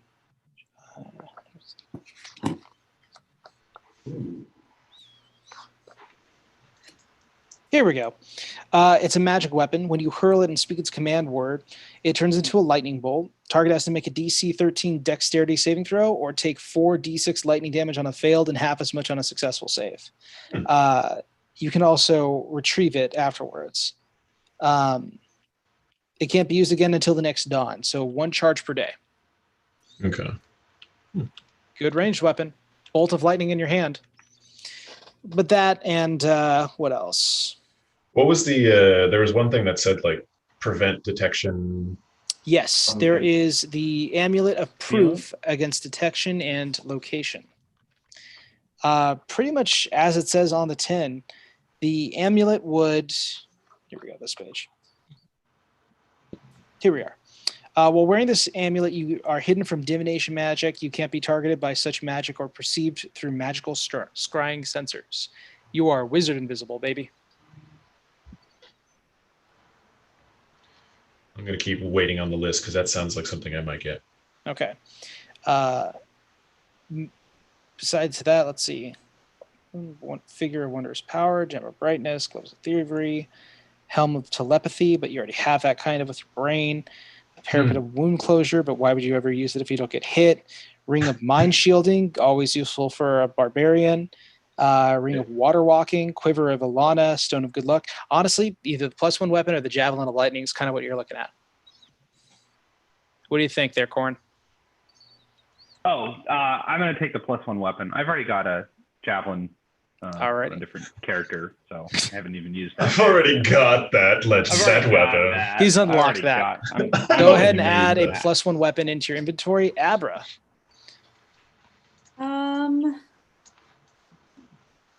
trying to look up something that maybe I could that would be good for me. Honestly, if you can find the Dungeon Master Guide magic item table F is what I'm looking at. Okay. Do you have any mind reading? Oh, I think I do. I actually think I have a medallion of thoughts. Well, that sounds interesting. Medallion of thoughts, to spell it out. Let's see. Here we go. Medallion has 3 charges. While wearing it, you can use an action to expend 1 charge to cast Detect Thoughts. DC 13. Yeah, I'll do that. Done deal. Hogan? I heard something that sounded good. Gauntlets of Ogre Power that makes my strength higher, yeah? Yeah. What's your strength at? 15. So that would be a fun little boost, getting it up to 19 if my understanding of this item is correct, but I could be mistaken. It is. Your strength score is 19 while you wear these gauntlets. So yes, you can get those if you want. That's a better impact than a +1 weapon, so I'm going to go with those. I will say, you could go with the gauntlets, or you can pick up the Ring of Mind Shielding and be resistant from all damage. What? I mean, I'm sure if I don't, you're going to really rub it in my face with psychic damage at some point, but I'll go with the gauntlets. Me like you beat stuff up. Okay. Then, lastly, Mr. Eros, if you're interested, we can go ahead and get you that amulet of proof against detection in the location. I'm between. So the flying broom thing is just flying thing, right? Yeah, it's basically one person can fit on the broom and fly. You also have to sing the Defying Gravity song every time that you get onto it. Might be worth it. And then the last thing was, what's the one thing that you tried to give to Hogan just now? The mind. There is a Ring of Mind Shielding. So essentially, I believe it does half damage to all psychic damage, if I'm not mistaken. Okay. Oh, wait. I think there's more than that. I believe that Ring of Mind Shielding actually, you are immune to magic that allows other creatures to read your thoughts, determine when you're lying, know your alignment, or know your creature type. You can allow telepathy. Invisible? You're basically invisible to mind-wise. No one can read you. So, like, would that go to, like, deception checks and all that kind of stuff too, or? Negative. This is purely if someone's trying to invade your brain or use, like, Zone of Truth, or try to find out what your alignment is or know your creature type. So if they're trying to find out, what you are, this would stop that. It also has a couple other cool things. You can use an action to become invisible until you use another action to make it visible, or until you remove the ring, or if you die. And if you die while wearing it, your soul enters into this, unless it already houses a soul. You can remain in this ring or depart. This can be a phylactery. You can keep your soul inside this ring. Shit. As long as your soul is within the ring, you can telepathically communicate with any creature wearing it. A wearer can't prevent this telepathic communication. So essentially, if you die, we can put your soul in this ring and put it into your next character, and I can play you as an NPC. I don't know if I want that. No, you don't. Almost certainly not. Or I can play it as my character, like talking to itself.